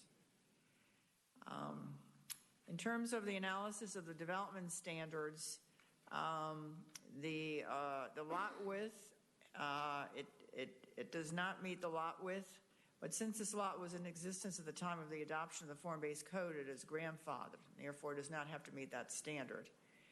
The lot coverage, there's a requirement of 70% maximum. The applicant is proposing a 72% lot coverage, and that will request a warrant from me in order to exceed that maximum. In terms of the building frontage, 50% minimum. Again, it does not meet that standard, but again, this is grandfathered in, the site. The front setback is required to be from 10 feet minimum to a 30-foot maximum. They're asking to move it to 40 feet, and that will require a warrant in order to allow this variance to proceed. In terms of the side and the rear and the building height, they meet the development standards. Below is the applicant's request and considerations for each of the warrants. Request for warrant, the front setback, as I mentioned, they want to move it from to a 0 to 40-foot requirement. Per Crabapple Form-Based Code, Table 10 states that for T4 zoning, the front building setback is to be a minimum of 10 feet and a 30-foot maximum. If approved, this would not offend the intent of the code due to the majority of the frontage being just behind the maximum setback. The columns of the portiere will be 20 feet from the curb, thus allowing sufficient area between that and the street. The shape of the property, along with the right-of-way taken on the northwestern corner of the property along Green Road, pushes the building further back from the property line than desired. If granted, this will not cause a detriment to the public good or surrounding properties. Based on the above considerations, the warrant request is approved for the front setback to be 0 feet to 40 feet. Request for warrant, lot coverage 72% maximum. To meet the minimum requirements for parking on site, the applicant's requesting a warrant on the maximum lot coverage of 70%. Per the Crabapple Form-Based Code, Table 10 states that for T4 zoning, the maximum lot coverage is to be 70%. Currently, the site is at a coverage of 72 due to the required parking, building, and playground size. If approved, this would not offend the intent of the code. As discussed in the multiple public meetings that have been held, parking is a concern with the neighboring properties. We're utilizing the least area as possible to accommodate the minimum parking requirements while taking into consideration the public's concerns. If granted, this would be a benefit to surrounding properties. Based on the above considerations, the above warrant is approved for the maximum lot coverage. Development standards for the daycare facility use permit. Based on the requirements pursuant to 64-1809, the site plan indicates compliance with the development standards for the use permit. Environmental site analysis. In reference to the environmental impact of the site, the report satisfies the requirement of Section 64-2126. Arborist comments. The development will need to meet the tree canopy plan required per Section 60-28 of Tree Canopy Ordinance adopted February 5th, 18. City of Milton Fire Marshal. The Fire Marshal has no objection to the proposed site plan. All development plans and building plans will be reviewed by the fire marshal prior to any permits being issued. So now this is the section. I had Oh. inserted. Oh, you want to insert now? Okay, yes. And now we also have a report on transportation from the transportation engineer, and she's got a separate report that we're going to insert in right now as part of this presentation. So I'll sit down and let her. Thanks, Ken. So these were the conditions that were developed for the use, and I guess Kathy will go into those more as she goes through the recommended conditions, but they're related to access to the site with frontage improvements and then turn lanes. So let me go back real quick. The second condition, turn lane improvement, shall tie to existing infrastructure at the intersection of Green and 140 is required and approved by Public Works. So what the intent of that was that at the intersection there's already a separate left and right turn lane. So it would be to extend that 3-lane section to the entrance of the daycare. Let's see if this mouse will work. Yep, so from this point, you start the dedicated through left and the right turn lane. Now the alignment shown could change. This was just fitting a best fit curve in. So the designers will go through this exercise in the LDP, but this was just to show the intent of that condition. And then the applicant did a traffic study that actually looked at the 4 different intersections in the study area. And the highlighted level of service, those are, so what we're looking at here is the 2019 no build. That is if conditions at the intersection grow at a standard growth rate for traffic. These are level of service, which is a measurement of delay, average delay per vehicle in the peak hours. So no, that's a lot of information there, but the highlighted ones are where there's a second or more difference in the no build and the build condition. And these are for each approach at all the intersections. And that's, well, we'll ask questions later. Let's see. And so this slide shows, again, from the traffic study, the new trips that would be generated by this site. And these are just for the peak hour. So in the morning at the intersection of 140 and Green, you would have 18 additional cars turning left. So that's what this slide represents. And Sarah, that is... Can you go through that one more time, Yeah. please? So in the parentheses, what is that number versus the... the morning versus the afternoon. Oh, I'm sorry. Thank you. Yeah. Okay. Parenthetical is morning? Afternoon. Afternoon. Yes.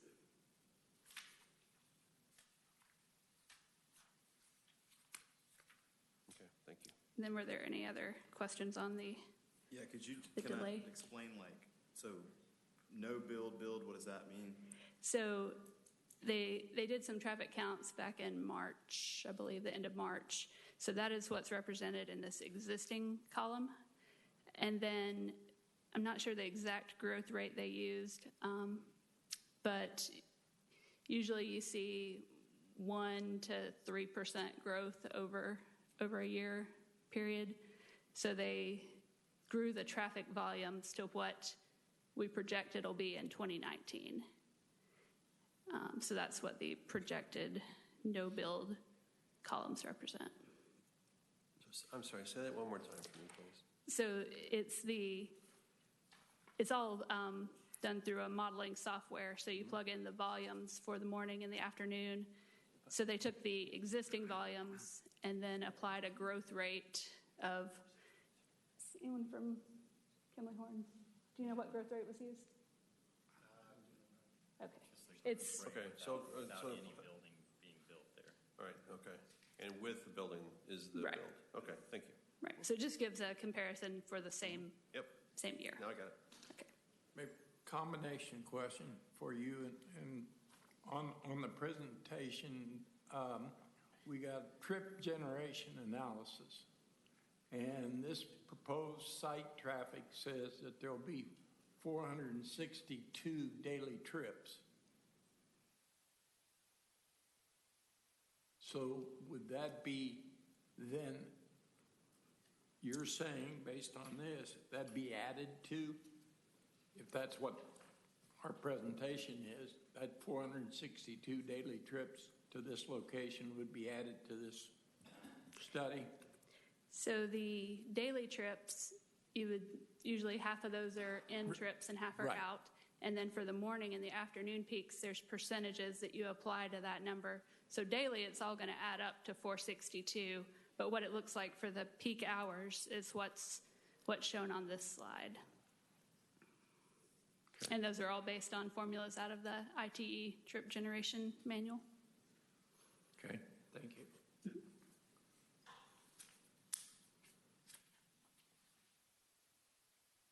Okay, turn it back over to you. You'll stay around though, right? I will. Just in case we have more questions.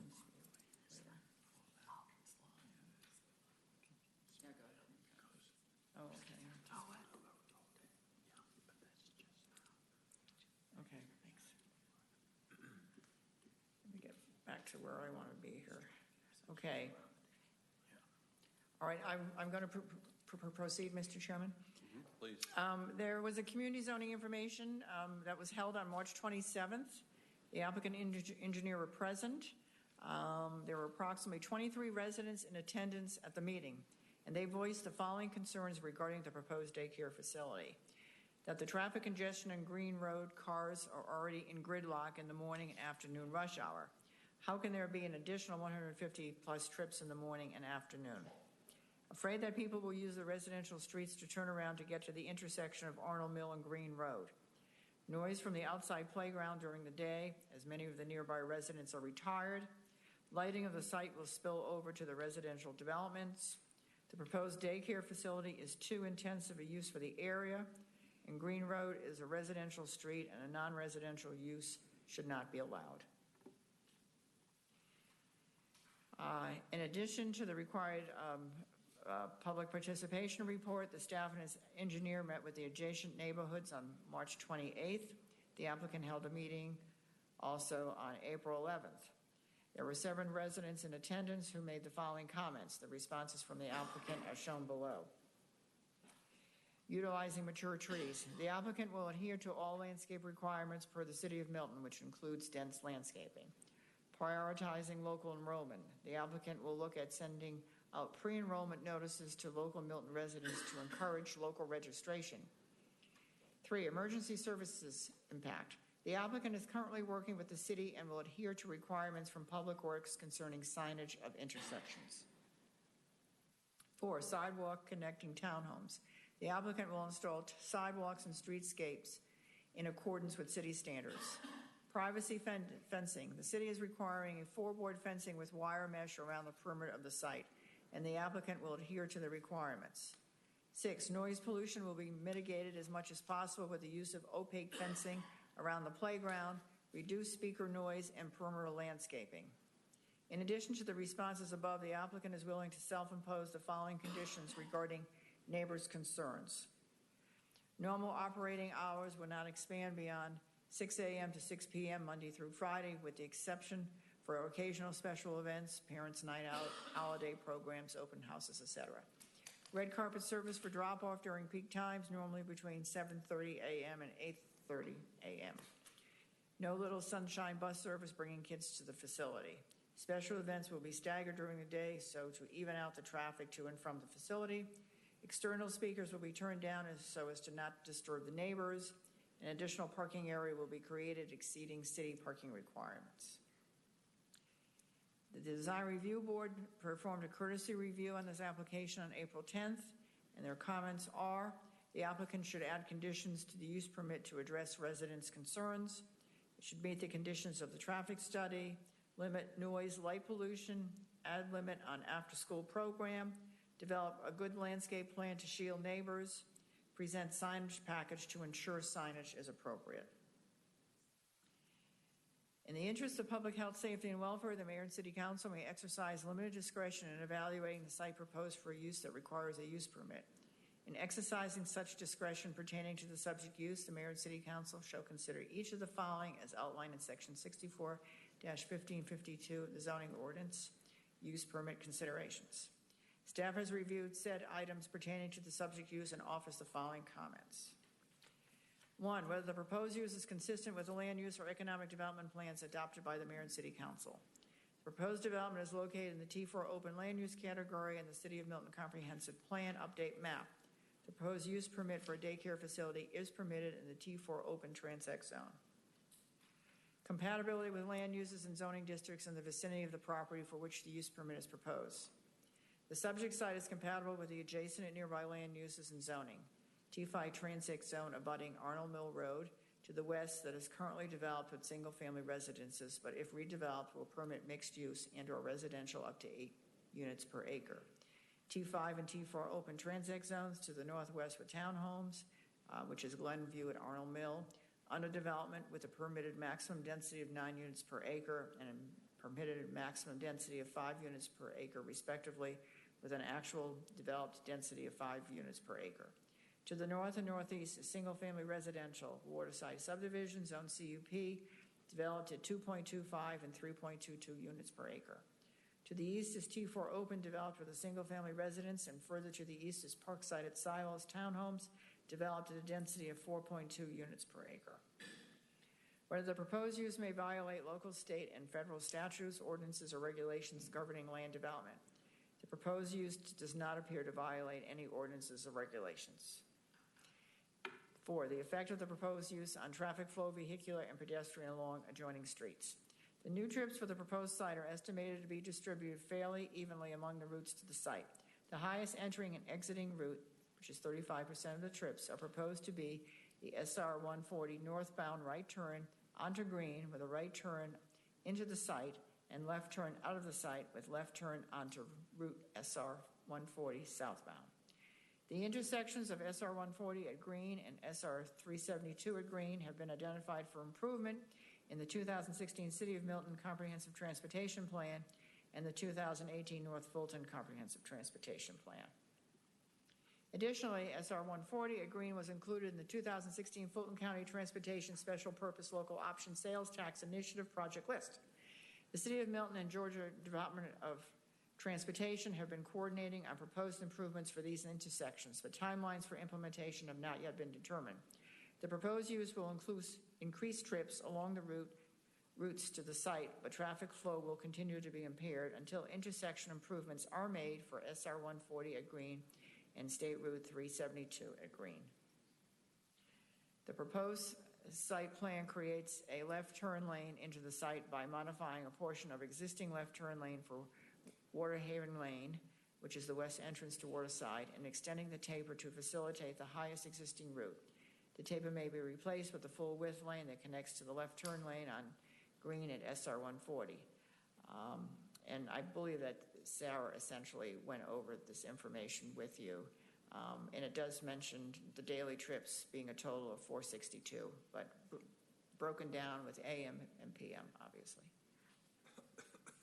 The location number of off-street parking spaces. The off-street parking is located on the sides and rear of the proposed building, which is the appropriate location as required by the Crabapple Form-Based Code. Below is a table indicating the required and provided number of parking spaces for the site. And you can see that the total required is 34 and the total provided is 35, of which 2 are handicapped. The amount and location of open space. The T4 open transect zone requires a maximum of 70% lot coverage. The applicant has exceeded this by 2%. Protective screening. The Crabapple Form-Based Code does not require any protective screening when developed within the T4 open transect zone. The applicant has agreed to install a maximum 5-foot high fence, 4-board equestrian style fence with hog wire along the interior property lines. This will be included in the recommended conditions. Hours and manner of operation, Monday through Friday, 6 a.m. to 6:30 p.m. It is staff's opinion that the above-mentioned hours and days of operation are reasonable for the proposed use and will be included in the recommended conditions. The applicant also states there will be occasional special events such as parents' night out, holiday events, and open houses. 9, outdoor lighting. The applicant has not indicated any additional lighting on the site. If lighting is proposed, it must comply with Section 4.12 of the Crabapple Form-Based Code, which requires light fixtures shall have the light cut off below 90 degrees and the beam shall be cut off at 75 degrees as well as other regulations that limit light pollution. 10, ingress and egress to the property. Due to the existing turn lanes in the vicinity and proximity to the intersection of State Route 140 and Green, a left turn lane is required. Turn lane additions is to coordinate with existing left and right turn lanes on Green at State Route 140 to create a 3-lane section from the proposed site entrance to State Route 140. And that's the visual that Sarah showed you. Conclusion. The proposed development of the daycare facility is consistent with the City of Milton Comprehensive Plan update suggestion of T4 open and meets the development standards for a daycare facility use permit. Therefore, staff recommends approval conditional of U 18-06. If this petition is approved by the Mayor and City Council, it should be for a use permit for a daycare facility subject to the owner's agreement to the following enumerated conditions. Where these conditions conflict with the stipulations and offerings contained in the letter of intent, these conditions shall supersede any unless specifically stipulated by the Mayor and City Council. So in terms of recommended conditions, 1, to the owner's agreement to restrict the use of the subject property as follows. A, restrict the use of the subject property to a daycare facility and a maximum 9,700 square foot structure and associated accessory structures. B, restrict the number of students to 156. To the owner's agreement to abide by the following. Substantial compliance with the revised site plan received by the Community Development Department on April 10, 2018. B, prior to the issuance of a certificate of occupancy, comply with all regulations of the Georgia Department of Early Care and Learning. C, days and hours of operation shall be limited to the following. Monday through Friday, 6 a.m. to 6:30 p.m. D, there shall be no bus service bringing kids to the facility. To the owner's agreement to the following site development considerations. A, access to the site and frontage improvements shall be subject to the approval of the City of Milton Department of Public Works. B, turn lane improvements shall tie to existing infrastructure at the intersection of Green Road and State Route 140 as required and approved by Milton Public Works. And C, construct a four-board equestrian-style fence with hog wire not to exceed 60 inches in height along the interior property lines. And 4, to the owner's agreement to abide by a stormwater management concept plan shall be submitted and approved by the Milton Public Works Department prior to the submission of the land disturbance application. And that is my presentation. I'm happy to accept any questions. Thanks, Kathy. Should we ask questions of staff now, or should we wait till after the applicant is presented? You other guys rather wait? Okay. All right. Do we have the applicant here this evening? Yeah, Ms. Lauren Guerin. Do we have the presentation? Yeah, just go escape and then you can get to it. Is it? Yes. And then you can use the mouse if you need to point it. Hello, my name is Lauren Guerin. Address is 724 Highland Park Trail, Atlanta, Georgia, 30350. I am a civil engineer with Kimley Horn & Associates, the civil engineer for the applicant. I wanted to thank you all for having us this evening, as well as thanking Robin and Kathy and staff for a very detailed report. We did want to discuss a few items, though, with you. First of all, we wanted to give you an idea of what our facilities would look like. Little Sunshine prides themselves in high-quality facilities. These are constructed facilities that you could find around the nation right now. Obviously, this is not what the Milton one will look at. We are working with the city architect currently, and we'll continue to work with the city architect to make sure that the facility looks and is up to standards for Milton Code and fits in with the community around it. As you can see, it's not a typical standard, what I would call daycare facility. Little Sunshine likes to pride themselves in a luxury experience, and that's one of the reasons why they picked Milton as a location for their facility. So we also wanted to discuss some requested clarifications on the conditions that were given to us. Just a little bit of verbiage. Condition 2B states that prior to the issuance of the certificate of occupancy, they will comply with all the regulations of the Georgia Department of Early Care and Learning. We are requesting to adjust the wording to say and to remove the term prior to issuance of certificate of occupancy, just because the state requires us to have a CO before we can actually obtain a business license, so we just felt that was a little redundant. Condition 2C, the days and hours of operation shall be limited to the following: Monday through Friday, 6 a.m. to 6:30 p.m. We are requesting that to be adjusted to say normal days and hours of operations shall be limited to the following: Monday through Friday, 6 a.m. to 6:30 p.m. Owner is allowed to have occasional special programs outside of these hours for open house, parents' night out, holiday programs, etc. And lastly, condition 2D, there shall be no bus service bringing kids to the facility. We just want to add the clarification that except for Americans with disabilities, any sort of child or staff member that may need a bus service in that sort of sense. But as we've discussed previously, we have been meeting with the Homeowners Association of Waterside.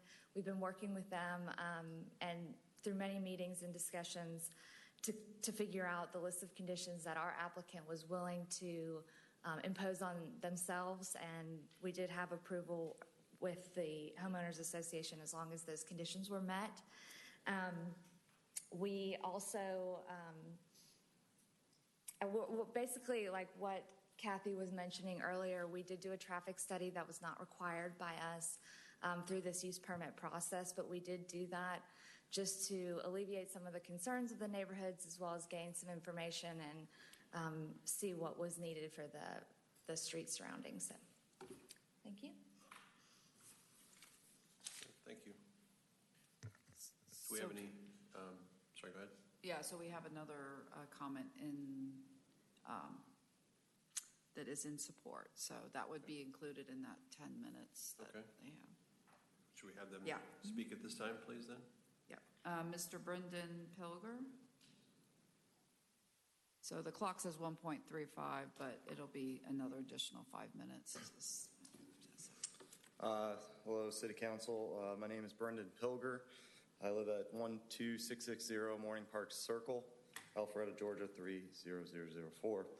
I represent the Waterside Homeowners Association, and over the past month, we've been working with the developer, Steve Buttry and his team, to come up with an organized solution to what we see as an inevitable march towards development. As far as the development of these conditions, we have reached out to our residents to collect their concerns and also recommendations that we can have if we were to achieve some sort of mutual agreement. We've already submitted that to both the City Council, yourselves, and to Mr. Buttry and his team. But just for the record, I just wanted to make sure that we have it stated for the record, and all that are in attendance as well. So the first is normal operating hours, not to extend beyond the 6 a.m. and 6 p.m. Times, Monday through Friday, with the exception of the special events that was mentioned in the previous presentation. They do have what they call a red carpet service, where it is to escort some of the kids during peak hours into the facility without the need of parents to get out of the vehicles. We feel like this would be helpful to speed traffic in and out of their facility and also off of the main road. So we'd like to have that implemented during the 7:30 a.m. to 8:30 a.m. rush hour periods. Again, no bus service except for what is required by the Americans with Disabilities Act. The special events, we hope that they will be planned and staggered throughout the day on a typical schedule, avoiding weekends if possible, but we understand that normal operations do require it at times to happen on the weekend. So we would hope that instead of scheduling it all at one time for every single class that they have, it'll actually be staggered out throughout the day to minimize the impact of vehicle flow through Green Road and through the facility. External speakers, in the past meetings, we have met and found that there is classical music that is being played for the kids during playtime. This came to the attention of many of the people that live directly around the facility. And what we are requesting is that this is turned down to a reasonable level so as not to impact the neighbors around them. Additional parking to be created and used in the area on the facility parking or area. I believe that there is a square footage area that is not being developed but still being purchased. We would like that to be used as additional parking if needed by the developer and by the actual business. With the development, there comes lights and parking lights. We'd like for those to be dimmed during off-business hours to what is required by security, so as not to impact those around them during off hours. Coordinate with the city architect on signage. Milton does a great job with their signage, and we would expect that follows suit with them. And I know that they're already working on that. And then finally, work with the DOT engineer for Milton and to come up with a do not block the box area right outside the Waterside Drive that will be directly outside of the facility. That way, we will have our residents to have ease of ingress, egress out of the facility, out of our neighborhood. So again, we've been working with the participation of Steve and his team, and we appreciate your review of the subject. Thank you. Quick. Yes, sir. You said 6 a.m. to 6 p.m., but it's really 6:30? Yes. Okay, let's make sure you're... Just misspoke. Okay. Any other questions? Not at this time. No. All right. Thank you. Do we have any opposition? Yes, we do. So the first speaker is Joseph Pivrato. You said it better than most of my friends. It's a struggle that's been going on for 47 years. Mr. Chairman and commission members, I want to say council, but commission members, thank you for the ability to speak here. Although my name is Joseph Pivrato, I live at 360 Springwell Lane in Milton. Although I'm part of the Waterside HOA, I'm not here with them. I'm here on my own accord as some other people because we don't believe that an inevitable march. I'm sorry, did you state your address? You said 360 Springwell Lane, Milton, Georgia. Thank you. So although I'm part of the HOA, I'm not here representing the HOA. I'm here representing myself because there's a few of us who believe that although our HOA has done a great job in working with them, we don't believe that this is an inevitable march and we're going to settle on this. To give you some background, I moved here in October 2000. I've seen a lot of changes in Milton, some good, some bad. Green Street used to be extremely easy to access at all times of the day, even as a cut-through from Arnold Mill to Crabapple, which, let's face it, that's exactly what it is as a cut-through, and it's used. As population and density grew, it became less accessible. Many times it is extremely back up, especially in the AM and PM, the peak hours of when a daycare drop off and pick up. It could get right now as deep as 25 to 30 cars waiting to go onto Crabapple northbound from Green or to Arnold Mill southbound from Green. So the street is taxed enough, putting a business in it with access on it will just create havoc. Traffic lights have been long overdue on both of those intersections, both those sides of Green, but that alone won't solve the solution of the daycare goes in. Again, at night when you have 25 cars on Green waiting to turn north to go onto Arnold Mill, tax that with more cars of kids picking up because this is going to be a great location for people coming from Cherokee. Let's face it, right? That's where it is. So we're going to be servicing residents of Cherokee County at the expense of Fulton County and City of Milton residents. Currently, there's a daycare not 100 yards from where this current proposed facility is. Just because there's a Starbucks doesn't mean 100 yards later we have to have a Caribou Coffee. That's my opinion. I would task that the commission members here, when was the last time that you've been at those two intersections on Green Road at between, let's say, 6:30 and 8:30, or between, we'll even say 4:30 and 6:30 at night? It's a wreck. It's a mess. You can't get around. And adding 462 trips to it, it just isn't going to do it. What I saw here is benefit to surrounding properties. I see no benefit to surrounding properties. Nobody in our neighborhood wants this. Nobody in the townhouses want it. It's going to create a mess and a traffic gridlock similar to what will be like Buckhead, but in the suburbs. We believe, and I believe, our property values will go down. We'd rather see something like a green space go in. We don't have any parks in this side of Milton. They're all on the north side. They're all on the west side. We'd love to see something there that people can access and use on non-peak hour times. To put a daycare in there, or any business, and I'm not just saying the daycare is going to cripple the area further. That even when traffic lights will go in there, we'll probably need an additional resources like a police officer, because people, as you know, when people get congested, nobody follows proper etiquette of driving. Okay. The study, I was implored to, I was beside myself to say that the study said that there'd be 462 trips, and we only believe that 18 cars during peak hour are going to go southbound from Green Road onto Arnold Mill. If their goal is to have a maximum of 156 students, 18 cars, they're not going to be able to create a profit with 18 students. And so basically, this comes down to opinion versus fact versus fiction. Opinion is whether a daycare is needed. One side of the aisle says it's needed. My side says it's not.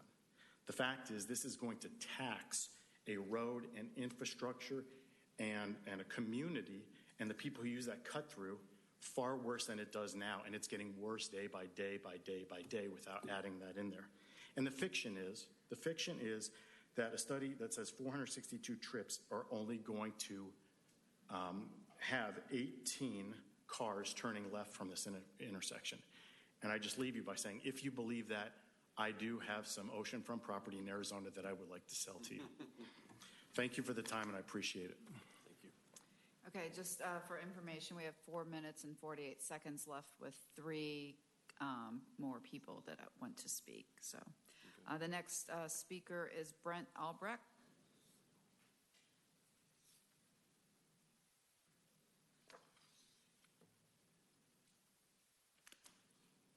Thank you. My name is Brent Albrecht. I reside at 12587 Waterside Drive, Milton, Georgia, 30004. I'm a resident of Waterside. Our concerns are the same around traffic. I come in and out of that intersection that will be right across from the daycare. Most evenings when I get home, the traffic that is trying to get from Green Road on Arnold Mill already covers up our entrance. We are backed past it. What people are starting to learn to do is go in the other entrance, which creates more surface street traffic through our neighborhood, which is filled with kids and buses at that time. For those of us that want to fight it and go to the second intersection, it's a bit of a crapshoot. My son plays soccer around the corner in what during normal times is a 2-minute drive to Arnold Mill and Cox Road. You tend to leave 10 to 15 minutes early because you have to hope that someone lets you out of the neighborhood, someone lets you on Arnold Mill, and so on and so forth. In the mornings, we have a similar concern.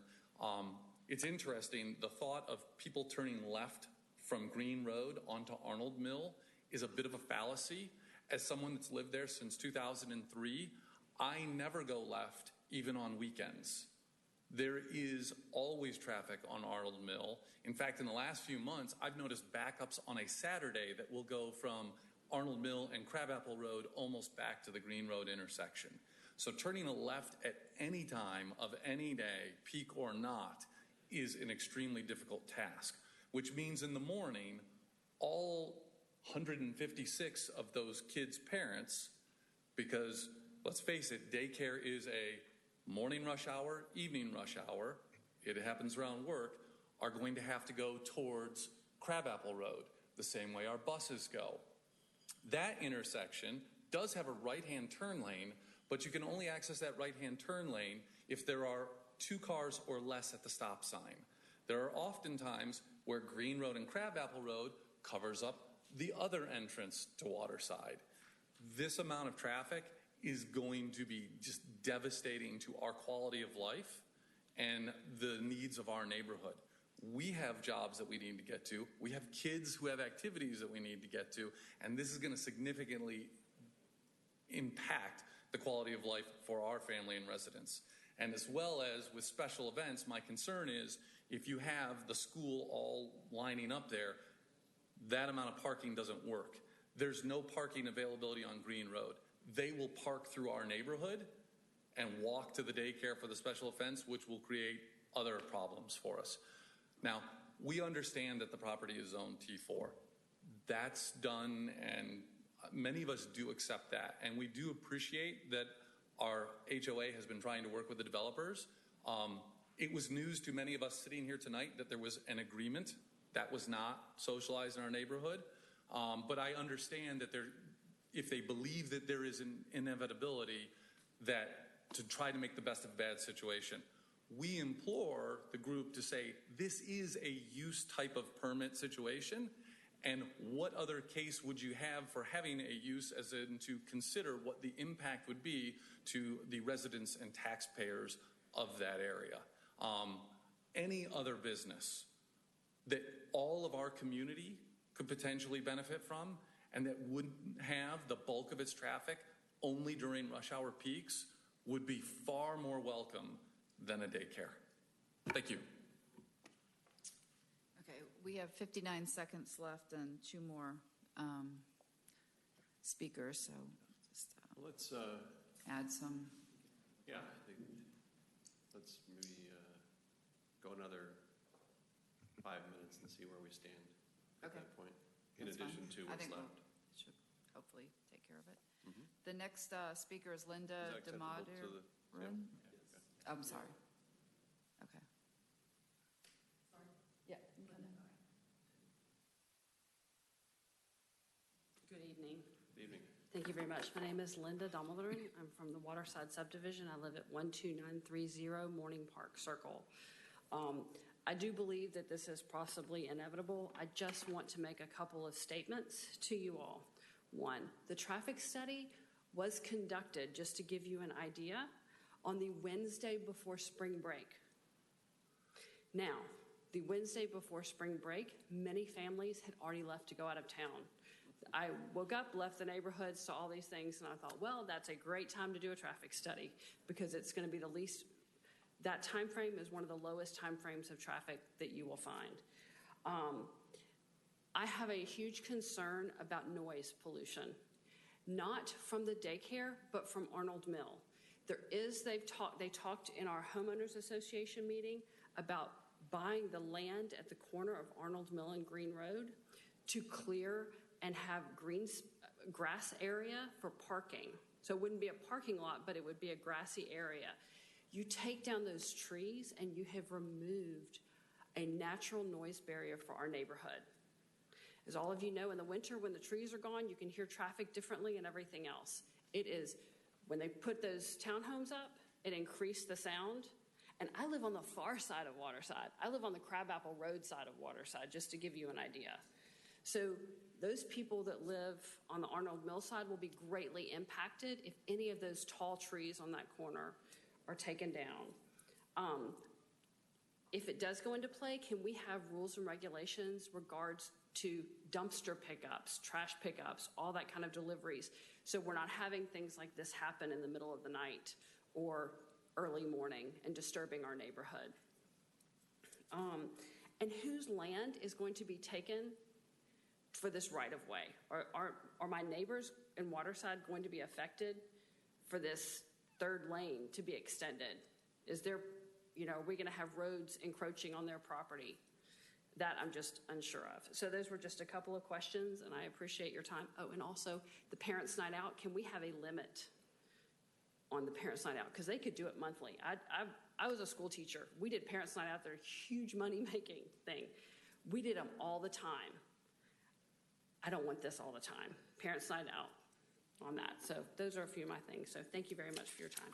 Thank you. The last speaker is Linkson Revital.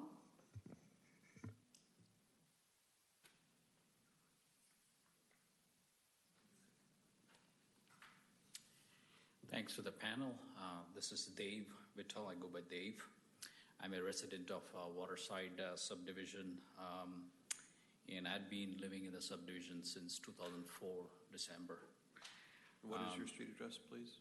12592 Waterside Drive. And in the interest of time, I would like to echo my previous residents and the board member who just spoke a few minutes back. So I agree with all the concerns that they have raised. I just want to add that, you know, we were a peaceful neighborhood. You know, we are a peaceful neighborhood. We start seeing some unknown vehicles and whatnot. You know, there's already a lot of traffic in the mornings and the evenings. If we see a layman, I'm not a legal professional or anything in the civil side or whatnot, so I just want to make that clarification. A normal person, normal resident living there, with the way that we have this, you know, the way that we have this Green Road and Crabapple, I mean, we are already kind of in a juncture, and we are trying to add and play too many things in this, you know, intersection, I guess. You know, the current resident seems to be a residential neighbor. So I think it's been a peaceful neighborhood, and I think my preference and my request to everyone is to continue that residency kind of a approach, if you would, rather than adding too many people, you know, too many cars, especially. The traffic is what it is. And I think the quality of life, as my friend Brent said, I mean, the quality of life is going to be compromised. And you know, do we want to be too commercial? Do we want to be, you know, making money this way or that way? Or do we want to optimize and impact the people's life is what we need to probably look at that, I think. And I don't know how we arrived from and I respect and I thank the Waterside homeowners representation that our board member had, but I don't know how the consent was taken. I didn't see a voting provision to say yes or no for all the Waterside residents. So I think, you know, I think that has to be considered, and you know, it's just a compromise of quality of living, and I think, you know, more people will be moving out of the homes and stuff like that. That's probably one of the situations that we may face. Yeah, and I think, again, as I've said, I would completely support continuing the current residency, you know, giving a residential occupation rather than making it commercial and daycare oriented, adding all this traffic and all of that. So that's just my additional inputs, and I echo with my previous speakers on this. That's what I have to say. Thank you very much.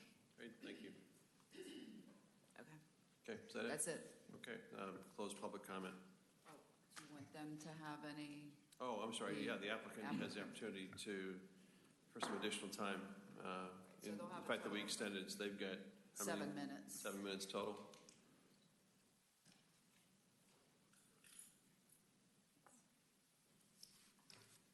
Hi, my name is Jared McKinnon. I live at 4915 Shiloh Crossing Way in the city of Cumming. I'm with Kimley Horn Associates. I'm a civil engineer. A couple of things I just wanted to clarify here is there are several other uses that are allowed by right by the zoning ordinance today that you would not have to go to the Planning Commission and board for approval. And with those other uses, you would have similar traffic increases associated with them, and if not even higher. So would like to point that out. And then the developer Steve Buttrey and his firm, they have done plenty of analysis to show that there certainly is a need for the daycare based off all their research. Obviously, financial institutions and other bodies are interested in those documents, have reviewed that, and that's probably partly how the funding gets accomplished. And also, a kind of a critical component of this too is Sarah Leaders, the traffic engineer for City of Milton, has actually submitted a signal warrant to the Georgia Department of Transportation for the intersection of Green Road and Arnold Mill. That's been funded already, is my understanding, with T-SPLOST funds, which is obviously one of the biggest hurdles into getting improvement like that. And it's currently just under review through GDOT. And in a private conversation that I had with Ms. Sarah Leaders, it's very likely or possible that that project for the signal could be completed before we even get open. Kind of where they're at in their review process. Now that it has been funded and that it is in GDOT's hands pending review and comments. And I don't know if she's able to give an update of if she's got new information other than that, and she can clarify some things. That's all I had, and if there's any questions. Thank you.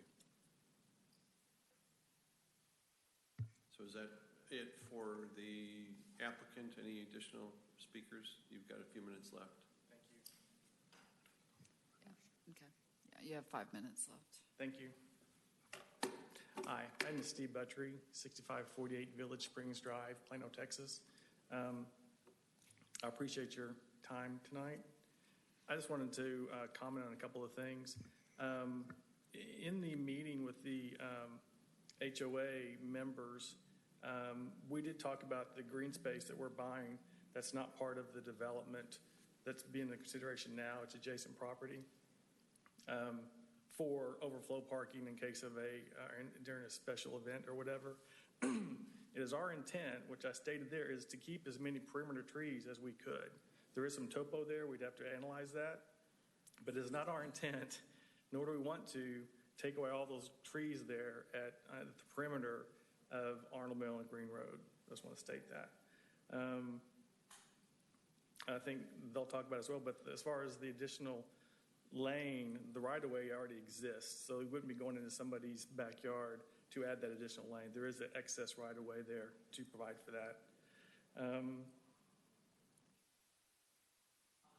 The only other thing I'd like to state is regarding the support by the HOA board, Waterside board, there is no agreement in place. They asked us what would we self-impose in order to get their support. And I said, here's what we'd be willing to do. And that's what I told them. And they discussed it within their board of directors and a subcommittee, is my understanding. Pardon me. And that's how that came about. There was no agreement or anything that we put together. Just want to make sure that's clear. Thank you. Thank you. Does that conclude applicants, speakers, and comments? If so, we'll close public comment. Okay.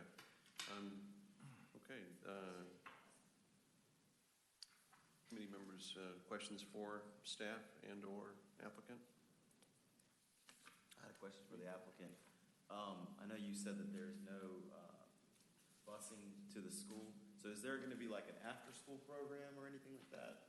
Or is it just strictly whoever's there for the daycare? There's no after-school care like kids that are coming from elementary school or anything like that? There's no after-school care. They don't have branded buses that go around town picking kids up. It's a daycare facility. They drop their kids off. Parents pick them up. That's how it's done. There is no after-school programs. I have one for staff. I assume that this is, hate to use it, but that all this location is on sewer, correct? Yeah, or it's available sewer. Currently, it's a single-family, old one-acre lot, but it has access. That's all for staff. I got other questions later on. Any other questions for staff, Ron? None for staff, no. Okay. Actually, I have a question for staff. Kathy Robin, can you help me understand in the first section of the report where you talk about some of the, it's on page 8, I guess, starting on, I guess, page 8, where some of these things, where a warrant is requested and a warrant is granted. I know, Kathy, that's under your purview for that. What I don't understand is the grandfathered part of that. What makes this grandfathered if it's a single-family residence today, and this is now a T4 business application? So basically, what makes it grandfathered is that it's an existing lot. And so therefore you can't change the lot because that's how it was. So it's not the use of the house, it's just the shape and size of the lot. Therefore, let's say if they were going to subdivide into a subdivision, then they would have to meet whatever regulations are.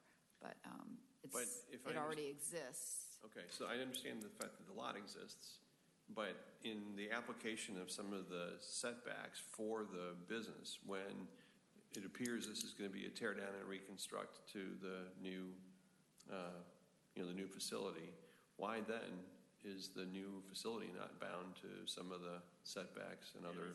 They seem to get all the benefits of having it zone T4 with none of the restrictions. Yeah. How does that work? Well, there are two warrants, as we mentioned, that there is a setback requirement that's a maximum of 30, and they've asked to go to 40, but they are going to put a porker shear, which will only be set back 20 feet. So there'll be a porker shear in that area. And the other thing was the lot coverage went from 70 to 72, and we thought that was a very minimum amount. So. Okay. So I guess it does have to meet, that's why they're asking for the warrant. So it's supposed to meet those development standards where the building goes, because you can control the position of the building. Okay. Thank you for that. So would the same thing apply for the lot next door that's T5? I'm sorry, what? Would the same thing apply, same scenario, work with the lot next door, the T5 lot? So they could Right, put so they if could you were put a going to do mixed-use facility there? if you were going to just do another use that has a building that you're not going to subdivide the property, then that would also be applied in that instance, yeah. Okay. I have a question for Sarah. Is the road widening with dedicated lane, is that part of our current transportation plan, or is this use introduce that? Or can you speak to that, please? Yes, it was, our transportation plan just called for intersection improvements, likely a signal. Once we started looking at what the highest predicted route that vehicles would take out of the use, and with the potential of the signal there, it just, because they were already going to be widening for a taper, because they would need a left turn lane in, it just made sense that it looked like a 3-lane section would, but it's not specifically called out in any plans. So really let me ask the question differently. It was contemplated already in our transportation plan. Does this then accelerate the need for that because of the intensity of the traffic generated by the? I've mentioned that to the Georgia Department of Transportation. I told them that there's a potential use that might increase some of the numbers that I've presented to them, and I've not heard back whether that would impact their decision. Okay. And the applicant had suggested there may be a timeline for the stoplight at, I think it was Green and Arnold Mill, that would be theoretically. So is that one of those things where we ask for an acceleration of that too, if that? So it is. Go forward? Right. An initial study was submitted before we spend funds to fully design it, to get the blessing on the warrant first, the signal warrant. So I expect a response on that fairly soon. So then we're prepared to go if it's approved. So. Okay. And does the applicant with this increased traffic, bear any financial responsibility to that cost that the city will incur, either as a part of our current plan or the accelerated plan? With it being part of the transportation plan, it would be considered a system-type improvement that's already needed, and it's in the works. So. Okay, so no additional investment from Right. the applicant. Can I just throw in that they'll have to pay an impact fee based on the size of their building, so that kind of contributes to the general. Okay, thank you.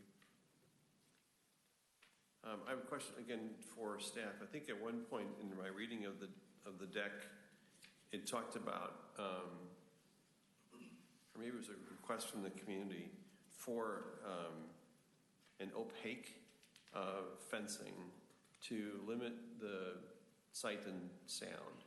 And I don't recall opaque being a applicable solution in our code. So what the opaque is a requirement of the daycare facility, that to be around only the play area, not the perimeter. Okay. Yeah. And that's addressed in our code where that is Yes. permissible? Yes. Mhm. Permissible Yeah. application? Okay. Yeah. Okay, thank you.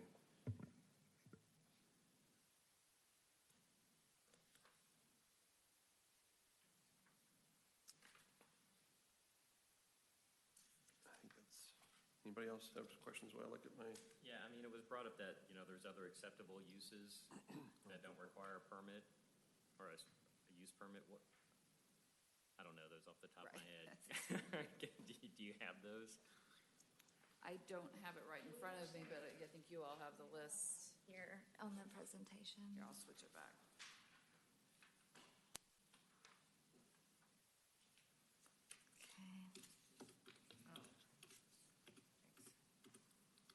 Okay, here we go. So these are by right.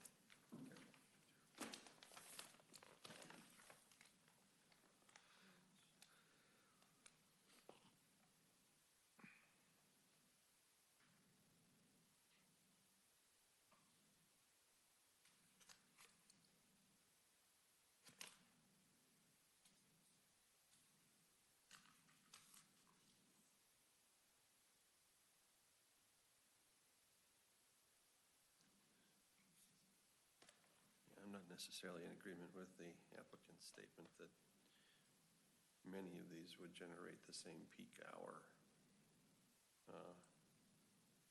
impact. Yeah. Okay. Thank you. I have another question for staff. The applicant represented some different language than we had presented as some of our conditions. Is the language that they've presented this evening something that you've had a chance to consider? And if so, was that language acceptable to you? Did you see it? I haven't seen it before. It was a part of their presentation Yeah, this no, evening. I saw it with the presentation. I did not see it previously. Well, it's the same, If you want, we could go through it. Yeah. I think that might we Yeah, should I don't advise think I saw anything Absolutely. problematic, but Yeah. I think that's a good decision is to Mhm. go through it. If we You might could. want to incorporate some of it. Sure, that'd be great. So if you could put that out, that would be great. Okay.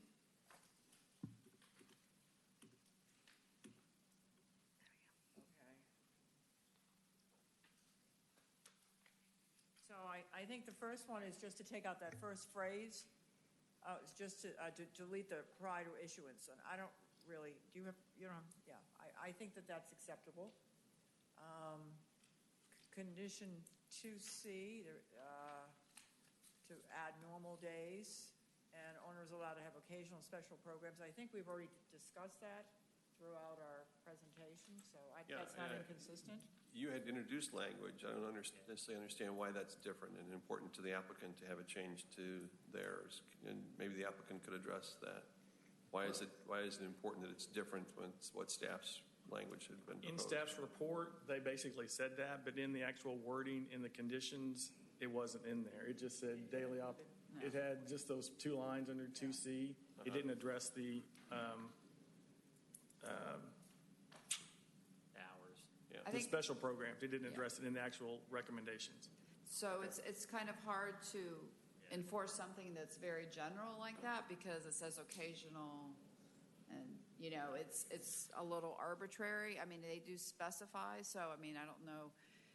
And then even if they said it was one event a month or one every 2 months or whatever, then it's, we've used, like for the Montessori Day School over by Deerfield, I think it was just an agreement that of being good neighbors, because it's not hard, well, it's hard, and also secondly, we only have limited resources for our code enforcement to try to make sure, okay, how many have they had yet and all that. So that's why we left it out. But it's obviously up to you all what you would prefer. I think that the fact that there's been expressed concern by the community in the nearby area that we probably should contemplate some language to address that. I don't know if I'm not prepared to propose any language at this point, but I think it's something we probably ought to consider. Okay, and then the last one, we certainly don't have any problem with that. Right. Okay. And actually, while you're at the podium, one question that popped to mind, there was a discussion about the buses coming and going. There's no after-school buses, those kinds of things. Is there the intent of any vehicles of any kind to be parked on the site overnight, or would it be an empty parking lot? No, it'd be an empty parking lot. There's no permanent vehicles dedicated to the... They don't have any transportation service. Okay. Of any kind. No facilities maintenance, no equipment? No, it's not large enough. It's not large enough for that type of requirement. Okay, thank you. This is just out of curiosity. How do you get to 156? There's a state requirement, and each state's different based on its square footage, and you have to have a certain amount of playground area and staffing, that type of thing.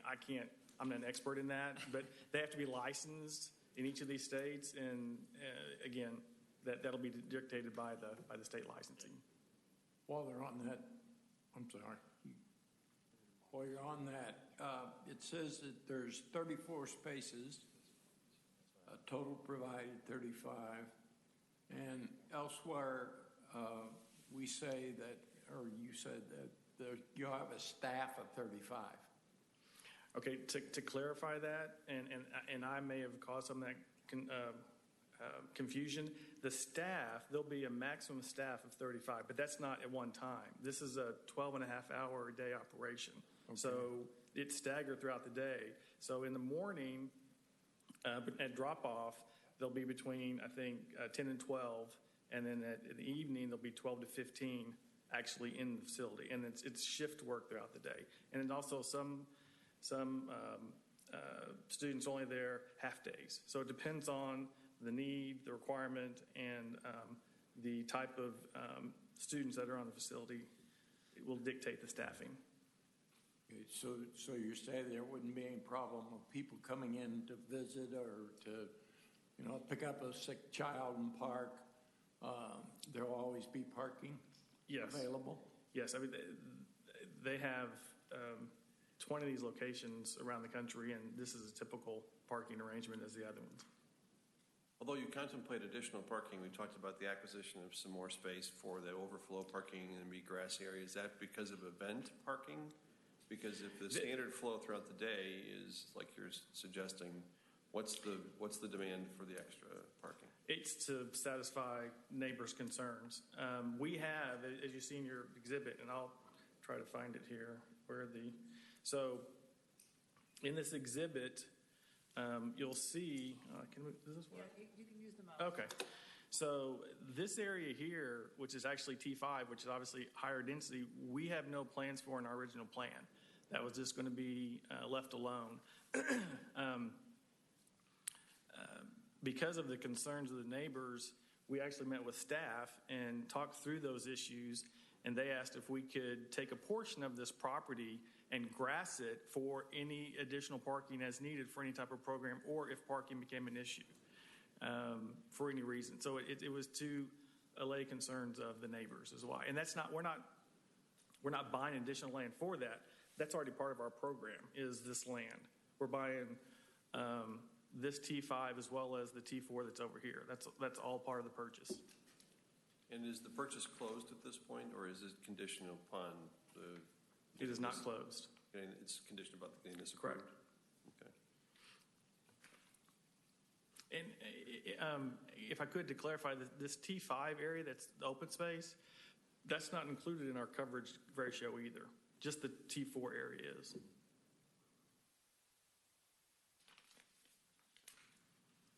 With regard to the T5 space, how many cars could you park there? We're guessing probably about 20. Again, there's some topo there, so we need to figure out how it's going to work. But the idea is that we're not paving anything, and the idea is to just keep it as close to the connection here to make about 20 additional parking spaces. But as I said before, keep the perimeter, as many perimeter trees as we can, because we like them there, actually. Understood. At these occasional events that you're going to have, how many parents do you expect to show for these? The holiday. I'm sorry, I don't have that information. Okay. It just strikes me, doing the math here, you have 35, you've provided for 35 spots. You're going to have a staff of, let's say, 12. Okay. Gives you 23, and you got the lot for 20. So you have 43 that you can accommodate for parents. You've got 156 kids. My intuition is that you're going to have overflow. And where do you expect the overflow to go? The Kroger around the corner. Where else? I don't know. I'm asking what their expectation is.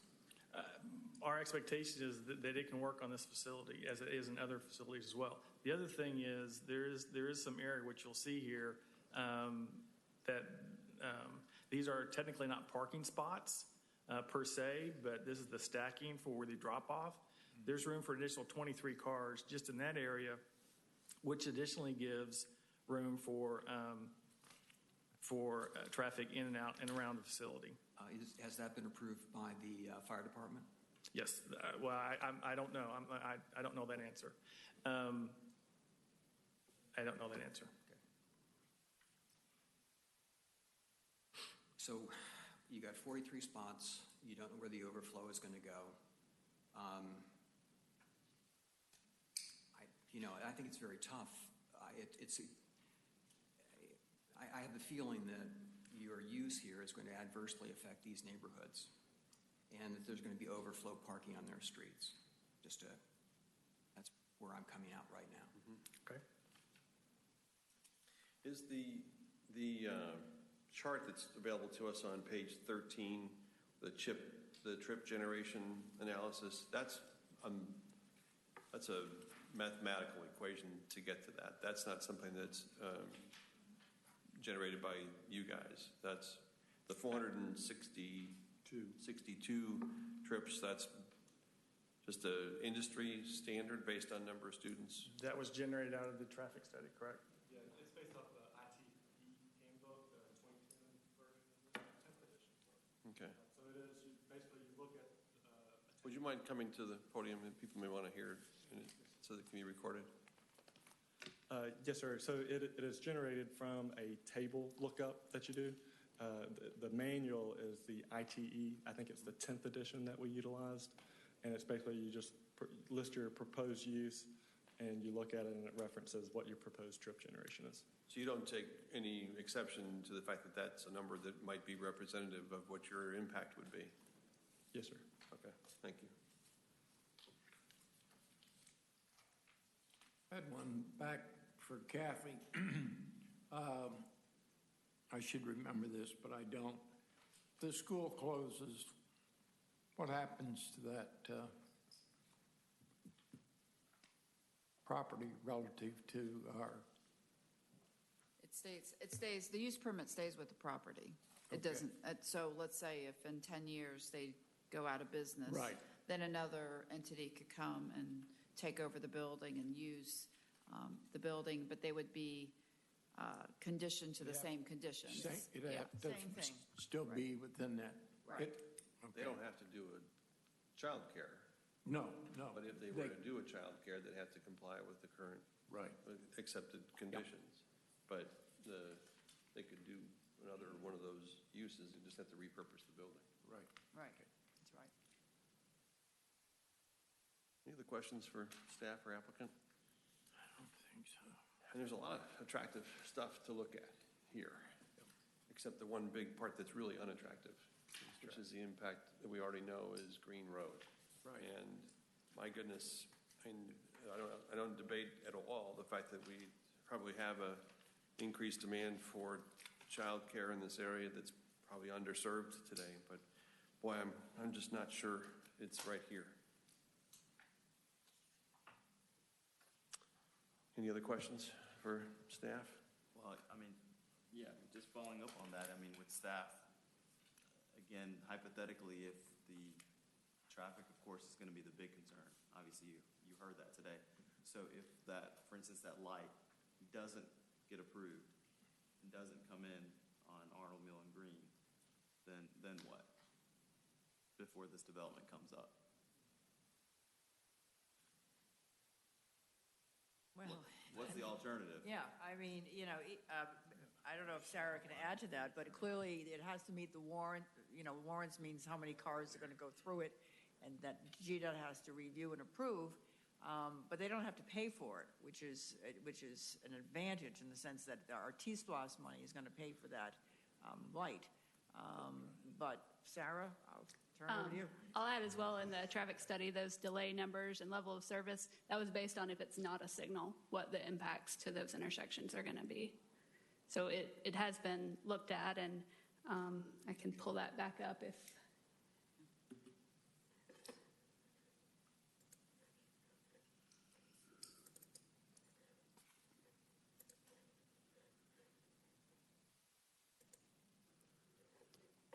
So again, it looked at by approach, not the overall intersection operations, but this was modeled based on the current conditions.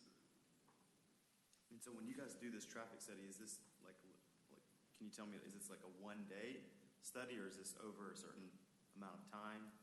It's just the turning movement counts of the intersection are just counted from, I have a copy of it, I believe it was 7:30 to 8:30 a.m.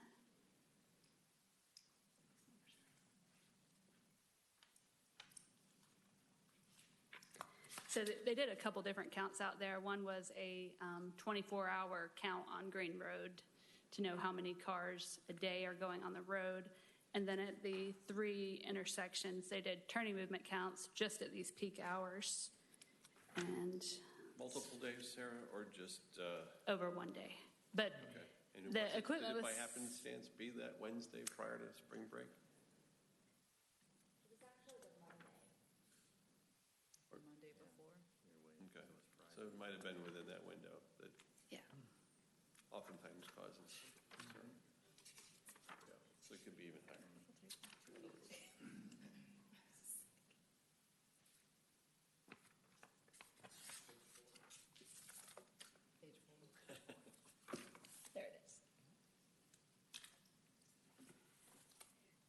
So they counted from 6:45 to 8:45 to determine what the peak morning hour was, and 4:15 to 6:15 for the afternoon. And then the counts on Green Road were a 24-hour count. It was 5,500 vehicles a day. Wow. How many? 5,500. Okay. Okay, thank you, Sarah.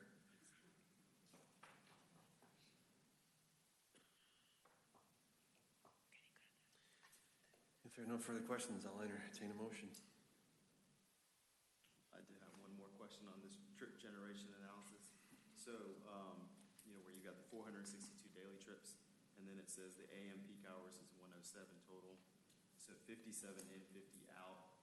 I mean, and that's, when you're saying 57 in and 50 out, those are 2 different cars. I mean, that's not the cars that are going in and then coming, dropping off and coming back out.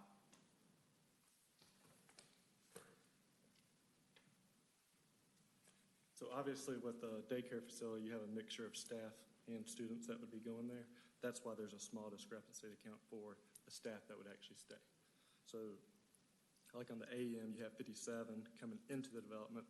They're going to stay there. And then you have a slightly lower number leaving the development, and that's primarily to account for the parents.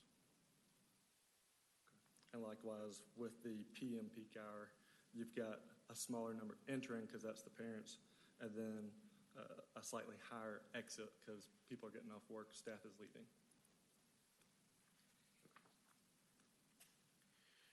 Thank you. I would just offer for the commission's consideration that a couple thoughts. And that is, everybody wants to be in a high traffic area. I think greatest possibility for business exposure, the greatest potential for immediate volume, convenience of in this case, the potential user, all the things that you would expect to be part of a business use like this. But when we looked at that list that was suggested that could be here, that the applicant proposed may have had as high or higher an impact. I looked at those, I didn't see a one that in my mind would actually introduce as much traffic or certainly not any more. I just offer for your consideration that there are lots of uses that could go here that may not have as significant an impact on our community's already pretty intense traffic over there.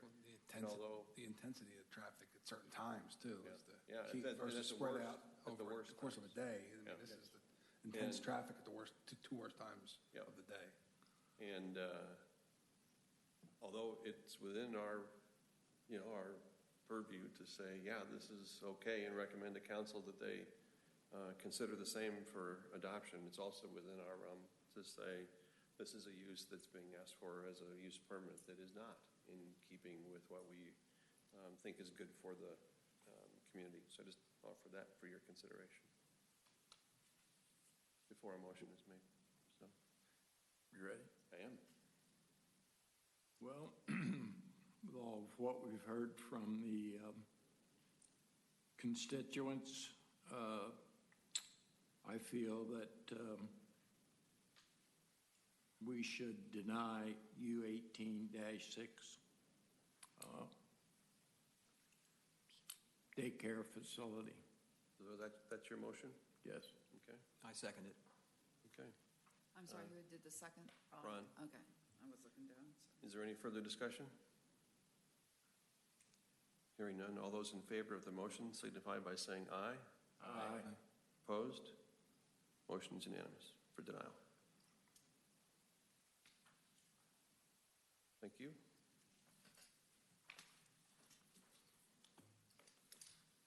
Okay.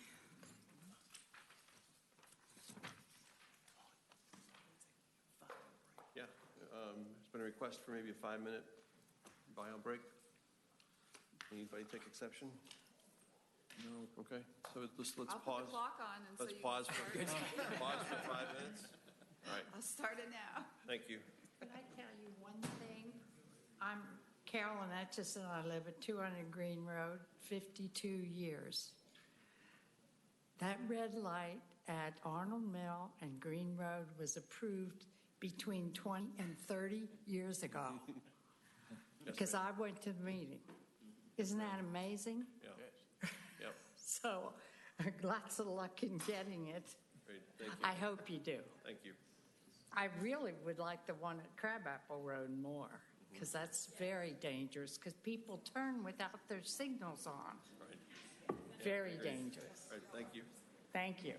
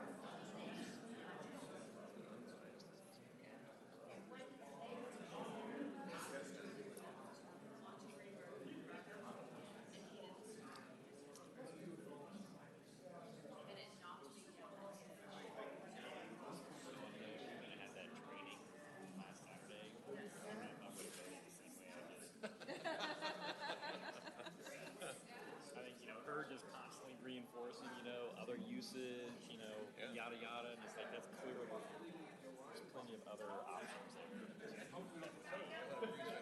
I just want to thank them for this. Oh,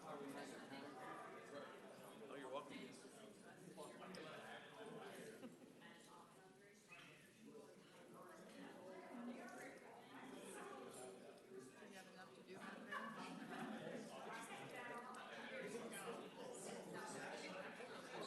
Something commercial is going in there. Yeah.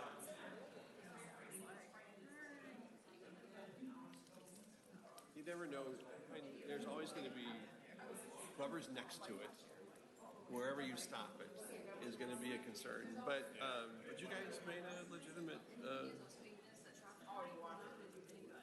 Right.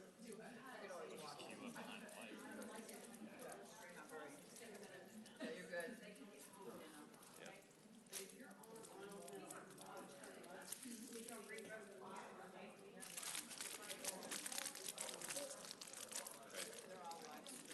Yeah, well, I go through there all the time, so I know.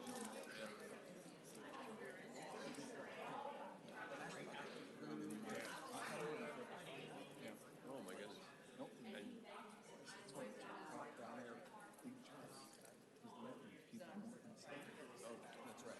you're welcome. But make sure you guys now go before council with the same energy, because we're just a recommending body.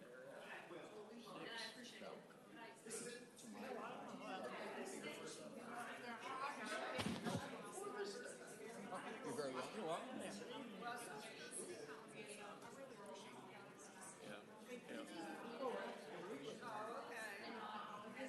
Made some Well, good that's, that's why we have acceptable. But we appreciate you guys coming out. Things that are and speaking. there's a and contributing to the conversation. Yeah. So you're very welcome. Good. Well, come and join us more often. Yeah. We always.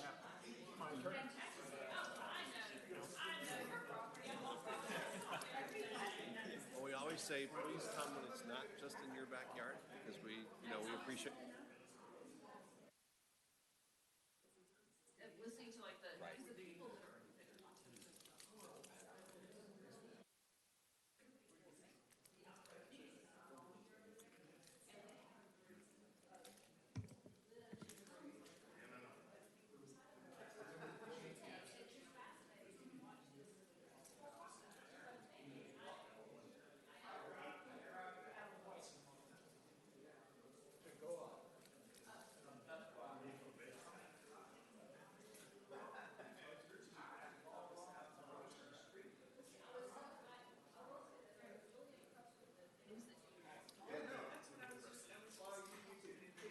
There were things that, and like I said to you all, the first thing I had written down on my scratch sheet on the back of the soccer schedule was to say, I apologize, your responsibility as the city council from 7 years ago when they changed it from commercial, from residential. Resident. to commercial.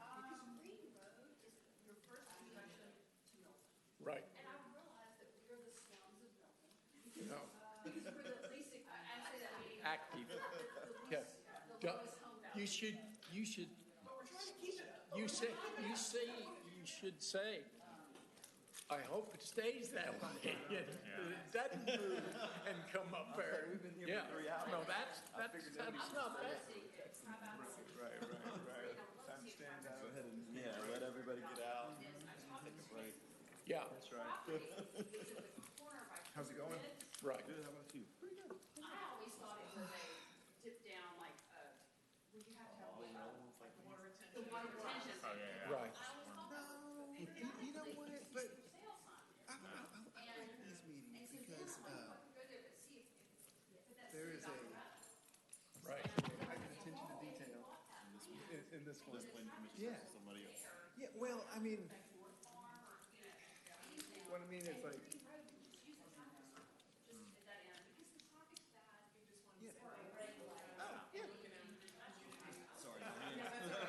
Hi there.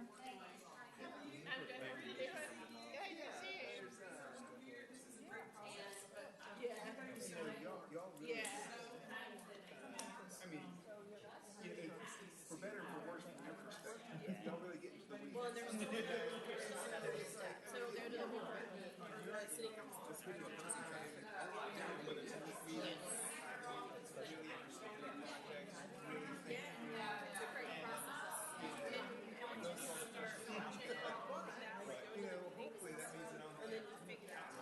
And then when you follow agendas, you're on the city. And you can say, and then you'll start understanding what's what, and you'll know. So no, it's good. I enjoy it. No, I think it's, I mean, and obviously, And you'll find that in the city council. recommending or whatever, but at least, probably people out there, I didn't know that required, I remember there, but then now, in process of this, it's like, get all the questions that we can. If they ever want to put a hotel or a bed and breakfast there, just the restriction of how many rooms. Right.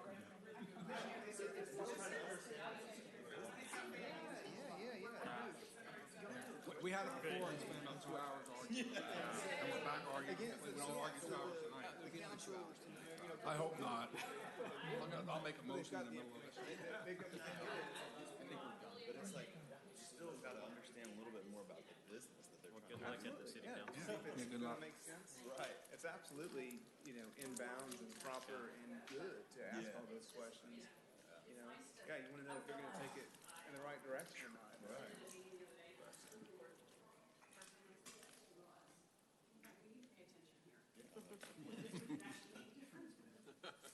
Thank you for coming. Good night. Thank you. Okay, let's get started. Again. Huh? I didn't hear you. Okay. The next item is RZ 1712, text amendment to Article 19, Crabapple Form-Based Code, 1.6.4.b as it relates to lodging. This item was deferred from the February 28th Planning Commission meeting. And actually, all these items are related except for E. That'll be discussed separately. So, but at the end, you'll have to make a vote on each individual item. But Kathy's presentation is all together. Yes, thank you. Mr. Chairman, this relates to the hotel issue that was discussed previously. I believe it was in February. And we're looking to change the allowances for hotels in both the Crabapple and the Deerfield Form-Based Code. And we did, as you know, we're allowed to have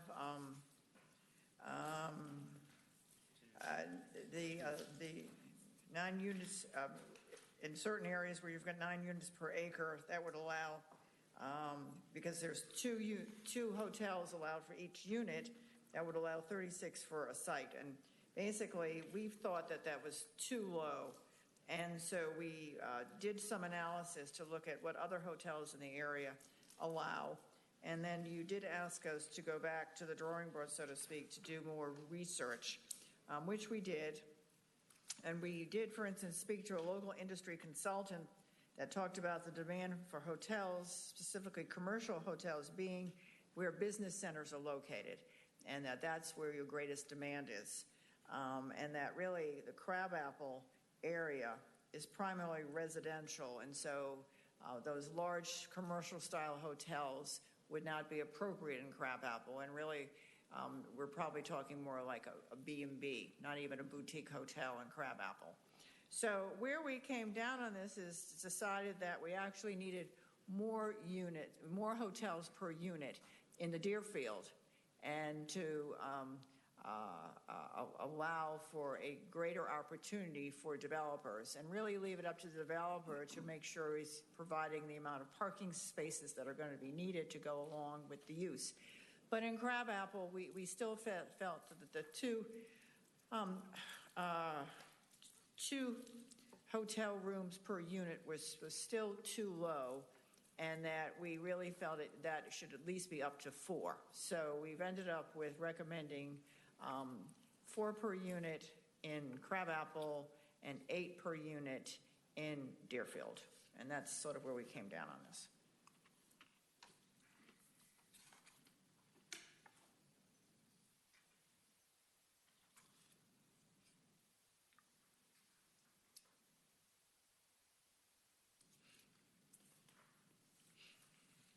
complete your presentation? Oh, I'm do your sorry. Yes, usual. it does. Yes. Okay. Yes, thank you. I always say that. You're right, and I didn't this time. We were all on pause, breathlessly I know, I've waiting. trained you Your next all. keep going. All right. Thanks, Kathy. When Yes, you were that looking is my down, as if there was presentation. like another page to turn. So, all right. Thank you. All right.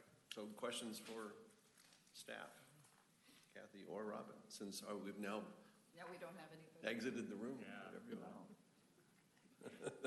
We cleared the room on the last one. I guess so. I have I something.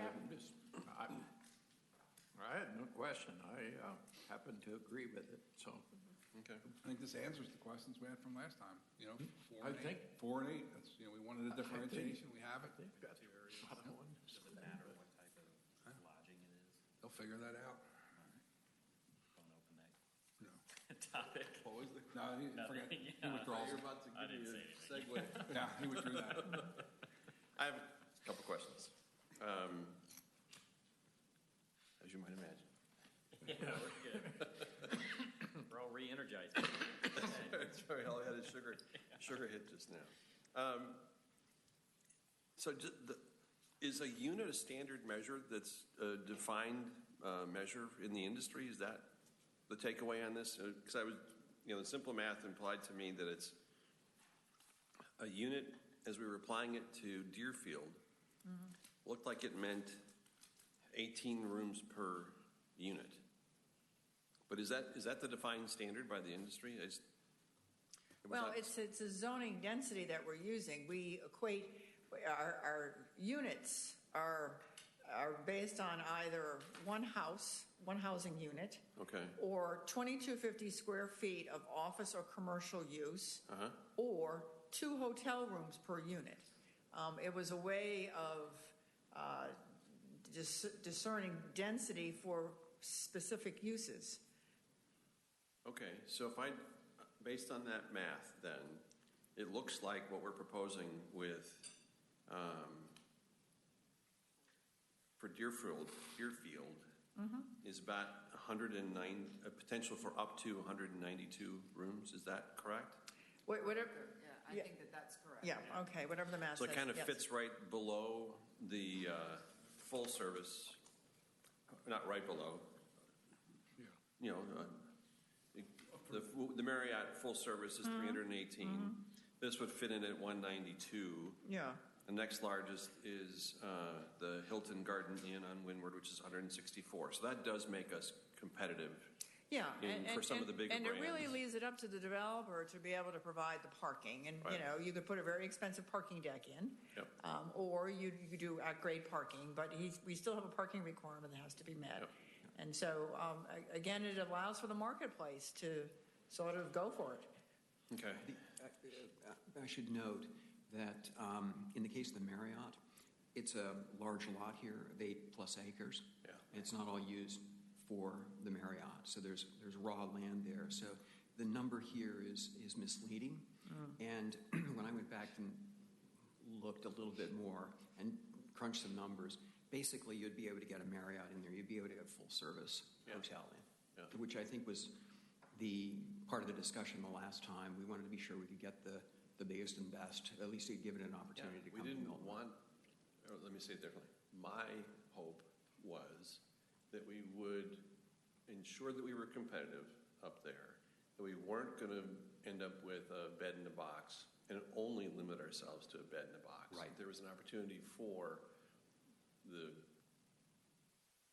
a better quality product that's in keeping with Milton and the surrounding areas. Bunch of Motel 8s or something. Yeah. Well, when you've got an Avalon pressure to the north, and what With a is Marriott likely to property come in there. further south, you know that there's development, or at least there was at one point planned development for Holcomb Bridge on the east side. Yes, that's right. There is some contemplation of something in Alpharetta at Haynes Bridge. So, I mean, all of a sudden, we are non-competitive if we don't get Is more. there any hotel or what lodging is being put in at that McFarland up in Forsyth? Oh, there will be some stuff up there. Yeah. That's Oh, the Avalon North. That's Halcyon is the name of that one. Yeah. Lodging in there as Oh, well. yeah, for sure. At the exit, I'm sure, when they build it. Yeah. So and this is in keeping with what I was looking for. What isn't here that I was hoping to see was some commentary on the smaller end of the spectrum as to if there was an opportunity to engage some of a more unique boutique type hotel, like I think maybe is contemplated in one of the spaces in downtown Alpharetta. But without that, I still can get to where I wanted to get to with this. So I don't have a problem with the upper end, especially in the Windward, Deerfield area. But I still am feeling like we're putting a little bit of pressure on the upper end in Crabapple. Is that, if the math serves me right from my original assessment, that's a 72-room hotel in Crabapple. And a 72-room hotel in Crabapple would be probably one of the biggest buildings here, based on what we've seen put on the ground so far. But we control the footprint size, the building size. Yeah, the building size of the footprint. Right. And then we control the height. So, I mean, it has to fit within that. Now, what Adam Orkin has done is he's put two buildings and he's put a connection, an elevator tower in between. So you could conceivably do something like that. But it would have to work within the context of the form-based code. So I don't think it would be the biggest building around because, when you look at Adams, he's got two buildings there and he's got one elevator. But that's about what you'd be able to do. Right. So I think also the research that I had done, and then Sarah Ladart had spoken to a consultant, a hotel consultant, and basically this area does not, because it's not a business area and it's primarily residential and it's too far away from Windward and there's a lot of other supply, that they just don't really see, a huge, a need for a large hotel. But at the same time, we didn't want to preclude it in case something did happen that they needed a little bit more density. And I think, like in the description, it says that we really foresee something more of a bed and breakfast type use, which can be done in Crabapple or can be done in AG1 nearby. But I think the idea is to let the market determine it, but we didn't want to curb the market in case at some point in time there might be a need for a larger facility. I don't disagree with any of that, but I would just add this caveat to that, is I don't know that we want to, and rather than we, because I don't want to speak for anybody else, I would rather not see us bump up against the upper end of that by right. And if we do it where this units for Crabapple can be at 72, then it becomes a by right. Where I would prefer to see us knock it down like one notch from that. Or if it's not 72, it's maybe 56 or something like that. Where it is, because I can't equate bed and breakfast and 72 rooms in the same sentence. I can't. I don't think 72 is in keeping with the Crabapple-esque vision that we've all talked about. And yet, it may not be inappropriate at some point to have one of that kind that may need to be larger to accommodate that, and they have to then come and ask for an exception to it. And we probably would grant it if it were a demonstrated need and an asset that we'd like to have. So do you see it more as a use permit for Crabapple? No. I would rather see us do upper end cap at something smaller where you don't preclude, you don't, like you said, artificially curb the market, but still realize that if there is going to be room for that, all of a sudden you haven't gotten by right 2 or 3 of those. And I know that the market may not bear that. Right. But if it's by right, if we haven't capped it at something less than that, it's there. So I'd rather see us knock it down to whatever the math would be to get to, 54, 56 rooms, which implies to me smaller capacity, more unique, probably upscale because you have to be able to get the rate to make that math work. Right. And then if somebody wants to go larger, they come before all of us for that exception. So I don't know what the units would be, but if it is 9, Robin, can you do some quick math? If it's the T4 or T5 area of crabapple, what's the allowed use? It's the T4 is five, and you can go up to 9 with a TDR. Yeah, so if you have a 2-acre site, there's really not a lot of acreage left. Also, you No, think about that's it, right. there's not a lot of acreage. You know, the prime. I would say maybe 2 acres would probably be on the Yeah. bigger side. Right, so if you got 9. So you want to do it at what, 4? Or No, 2? to try 3. 3. yeah, I was Same with thinking more like 3. 2 times 5 It was 4 and 8, right? times 3. That's 30 rooms on 2 acres, which is not, that's not good. It's how many? That's 30 rooms for the T4 open. 2 before was 36. That was in the T6 Oh. transit. Yeah, you're in the, see, we're in the crabapple, which is Yeah. lower density. Now, to me, the building you have to keep in mind, because someday it's going to get redeveloped, is the courthouse, the Alpharetta Courthouse. You know, But that's not us. well, no, but someday they may sell it to us or sell it to someone else, to a private developer. You know, I'm ever hopeful, Yeah, you know. yeah. So, you know, just think what type of use would go into a building unless they tore it down, you know. Well, what is the math with 4? Yeah, what is the math The for 4? 9, Yeah. 9, so 9 times 54. Okay, that's where I wanted to get to. So But with, that's at the T5, yeah. okay. So T5, which is the more intense. Right. T4 would be something less, which you Yes. said was 32. Right, 30. That I probably could live with. T5. But it's in T5 at 3. T2. At 3 rather than 4. Right. That was with 4. It was with 4. It was 4, even the way. Oh, No, I was okay. calculating it That's 4. at 3 Okay. units. I mean, 3 hotel rooms per unit. Or what, for the T5? For both of them, because you're going to be equal. I mean, we're comparing Right. apples to apples. So one was 56 and one was 30-something? It was 30. 30. So T4 was 30, T5 was 56. That's at using 3 hotel rooms to a unit. Now, if we did 4, Okay. if you wouldn't mind. Okay, so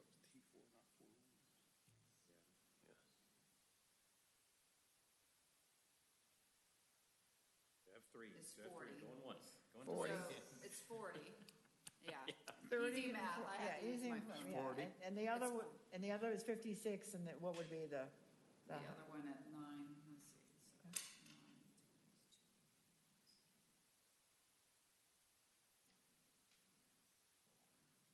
72. Yep, and that would only be in Deerfield. Yeah, 72 and 54 for the 4 that we were proposing. yeah, I thought I had it. Now you lost me again. So if it's, I get Deerfield. I'm okay with Deerfield, with the current proposal.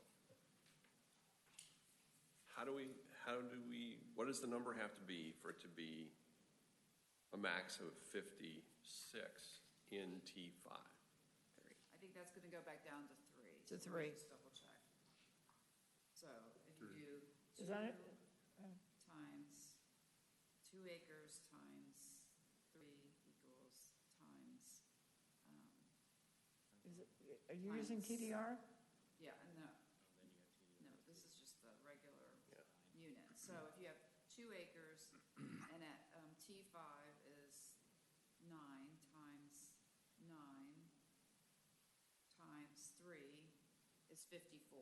So Good. the T5 at 3 Three. hotel rooms per unit on 2 acres is Yeah. 54 rooms. Okay. Now, that's only, but that's by right, that doesn't include the TDR. Correct, yeah. Yeah, so they could actually have more with the Yeah, and TDR. the TDR is going to give you Yeah. a different kind of savings elsewhere, so I can live with that. So So what you would prefer the 3 rooms to 1 unit for crabapple? correct. And that's me, and I'm not speaking for Yeah. the table, but Right. that's where I'd like to see us go. I agree with that. I think it is in keeping with the Crabapple area. You can still bring a boutique hotel, and I've seen them in non-commercial, big commercial areas, and not in heavy downtown areas, but in areas like what Crabapple will eventually be and is today. So I think 3 is a great number. I agree with that. All right, so. Okay. Go ahead. No. Anybody, are we getting, anybody taking exception to that? So I do a motion. if we're there, let's make a motion. So you just need to be careful, so the first, when you make your motions, and just Yeah. Make it accordingly, whether they're Deerfield or Crabapple, Yep, because you're doing something different than what yep. well, not for Deerfield, but, You guys want to? The chair is not supposed to do it. Let me try. I move that we approve RZ 1804 with the amended so that the rooms per unit is 3. Yep, I second that. Who did the second? Chris? I did, yeah. Yep. Chris? Okay, any discussion? Hearing none, all those in favor signify by saying aye. Aye. Opposed? Okay, next one. I move that RZ 1805 be approved. As presented. Yep. As presented. Second. Okay, any discussion? Hearing none, all those in favor signify by saying aye. Aye. Opposed? Nay? So was it Mark that did a second? I'm sorry. Yes. I saw a hand, but I Here, didn't. I'll do can't better. write and see Okay, at I'm the standing same here, time. so I'll I'm do sorry. better. Okay. I just am not that What do we need talented. to do with 12 and 13? Okay. I think for 12, the only thing we need to do is go back to 3, right? Yes. Yeah, so I move that RZ 17-12 be approved with the amendment that the number of rooms per unit is 3. Second that. Fred? Okay. All those, any discussion? All those in favor signify by saying aye. Aye. Opposed? Okay, motion carries. And the last one here, I move that RZ 17-13 be approved as written by staff. I'll second that. It's Fred again. Any discussion? All those in favor signify by saying aye. Aye. Opposed? Great, thank you. Okay, the last item is RZ 1809 to amend Article 19 Crabapple Form-Based Code to amend Article 3.2 General Requirements to prohibit gates. Okay, this is an amendment to prohibit gates in the Crabapple Form-Based Code area. We strive for connectivity and walkability, and when I see private gates going up, I think it just goes against the whole intent of our village. And so to preclude any more from going up, I would recommend that this amendment that prohibits gates be approved. So where are we seeing them now, Kathy? Right up the street here. There's some new townhomes going up by Pulte. Oh, yeah. And they put a gate up.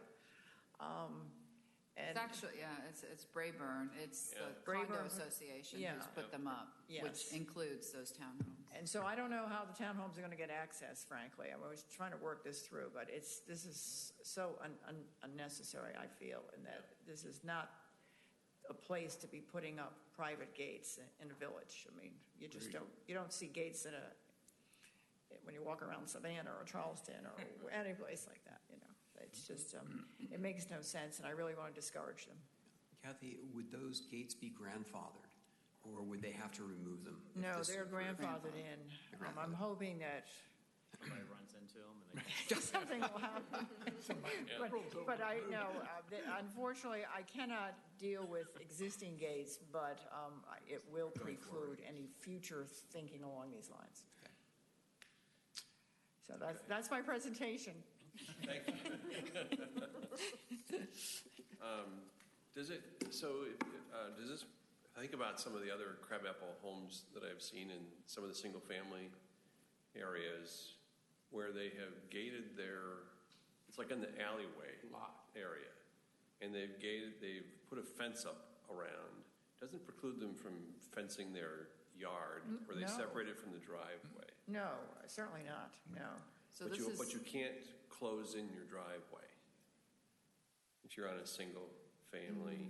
We didn't say driveway. What we were trying to get to is the, Well, it does say driveway. That's like driveways. oh, well, drive meant in the sense of driveways for commercial. I was reading it as individual private drives. Oh, no. No, You got it. no. So they could extend their fence on a single family Sure, yes. to close their driveway. Right, and maybe we'll need to work on this. Well, yeah, Clarify we'll- this we'll language, amend but that no, to it does not reflect. preclude that, certainly not. But Okay. this is a commercial drive here that. Yeah. Because I think the homeowner should reserve that right. I agree. They want to separate, and you're living in tighter surroundings in the I first agree, place. I agree. So you're limited with privacy. So I think that the individual single-family stuff should be able to enclose their entire property if, well, within keeping with the standards set by the, Right, the fencing and everything else that we require, yes. but I subscribe to the rest. Okay. Do you want to add the word non-residential before the word Yeah, driveways? Yeah, Okay. that's a great Or suggestion. is that okay? Well, if you're saying non-residential, that's not necessarily the same thing as saying single-family. Okay. So just to make sure that you were reflecting your intent, I'd want to make sure that if you mean non-residential, then say non-residential, but if you mean non-single-family residential, then I would say that. Yeah. Well, residential means townhouse too. Yeah, so you might not want to include that, right? Yeah. I think single family probably was better because if you say townhouse. Yeah. Single then family. that whole issue again. Right, single-family. Single family. So Paul, is Okay, that? but we need to write it in such a way Tell me because the it question says. again? No, I just want to make sure that your intent is being reflected with whatever language that you choose. Yeah, I'm only really concerned about single-family, where you've got whatever size property you've got, and you want to have your car or your kids or whatever able to play in the driveway, and it can still be enclosed with little kids or something like that. Sure. Or, screen a trash can that may be outside, or those kinds of And things. that's usually controlled by the covenants of the HOA. Most HOAs don't allow fences and things in the front. So that's, I think. Well, as long as there may already be, like you said, some HOA that would preclude it or other look and feel where it'd be an eyesore to do it. But I also don't, I think it's totally different than non-residential or multifamily use, so. So I just want a verbiage because everything talks about prohibited. It talks about prohibiting different things, and then we're saying, but we want to have it not to prohibit the driveway. So I'm just trying to get a good wording that is clear and concise. Can we do a parenthetical exclusion and simply say excluding single-family residential? Okay, That'd be fine. at the end of it, okay. But you want to make sure you're excluding the single-family residential lot, not the single-family residential private right-of-way. Like street. You're talking about the driveway. Yes. Lot. Lot. The Lot lot. is the operative word, right. Single-family residential lot. Right, I got it, Yeah. Okay. So we need a motion. I'll make a motion to approve RZ 1809 as presented by staff with the amendment that we would be excluding from this single-family residential lot fences over the driveways for single-family residential lots. Is there a second? Second. That was Ron. okay. Any discussion? All those in favor signify by saying aye. Aye. Opposed? Motion passes. Okay.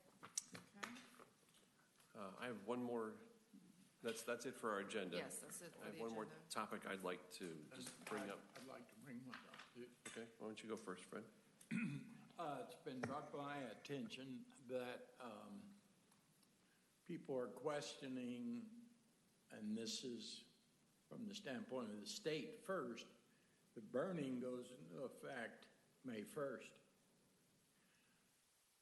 What do we say about having burn pits? What's the, not Fire the pits? term? Fire pits. Fire pits. Do we have anything in our ordinances that control it, size? So we'd have to ask the I can see fire someone marshal. out there from the country, so you Yeah. gotta appreciate roasting a pig, okay, with smoke going up and this, and somebody saying, hey, you can't burn. Well, Yeah, right, that's a good this point. is a fire pit or It's an outdoor grill. Yeah, it's my outdoor grill. What do you mean I can't use this? So maybe I was Yeah, trying to that would answer be a it. question, Yeah. and I said, I don't have an answer. I'm going to have to go for help. Yeah, I always thought outdoor fire pits were included in the burn ban. I always made that assumption. I That's don't a know. good question. I mean, though, that's but what we'll find out. that's what I had looked up for a neighbor once. I thought Really? this had been a change. Yeah. So, yeah, then Well, we have to measure whether. It's We'll something do to some check out research and and see if check we with the need fire to department. clarify. Little thing out there. Some fire pits are gas versus natural, Yeah. so you have to make a measure of that too. Right. Okay. I mean, Okay. no barbecue in the summertime. Yeah, I've got- That's all I had. Thanks, Fred. A good ad. I've got one more topic, and I'm sorry, Robin, I'll make you cringe. This is what I mentioned to you the other night. In light of some of the controversy that's come to the city about what we should or shouldn't do in some places and how times will change and warrant additional consideration when years have passed, I would suggest that we socialize to council for their consideration, mayor and council for their consideration, the opportunity to review the Birmingham Crossroads Master Plan. It was planned in 2004, 14 years ago. And I was part of the stakeholder group back then when we did that, helped write the language for that. And as I think about the participants at the time versus today, we're at almost 100% changeover in stakeholders there. There was no Publix. There was no UPS store. There was no bank on either corner. Vice's store was there, but it was a different owner.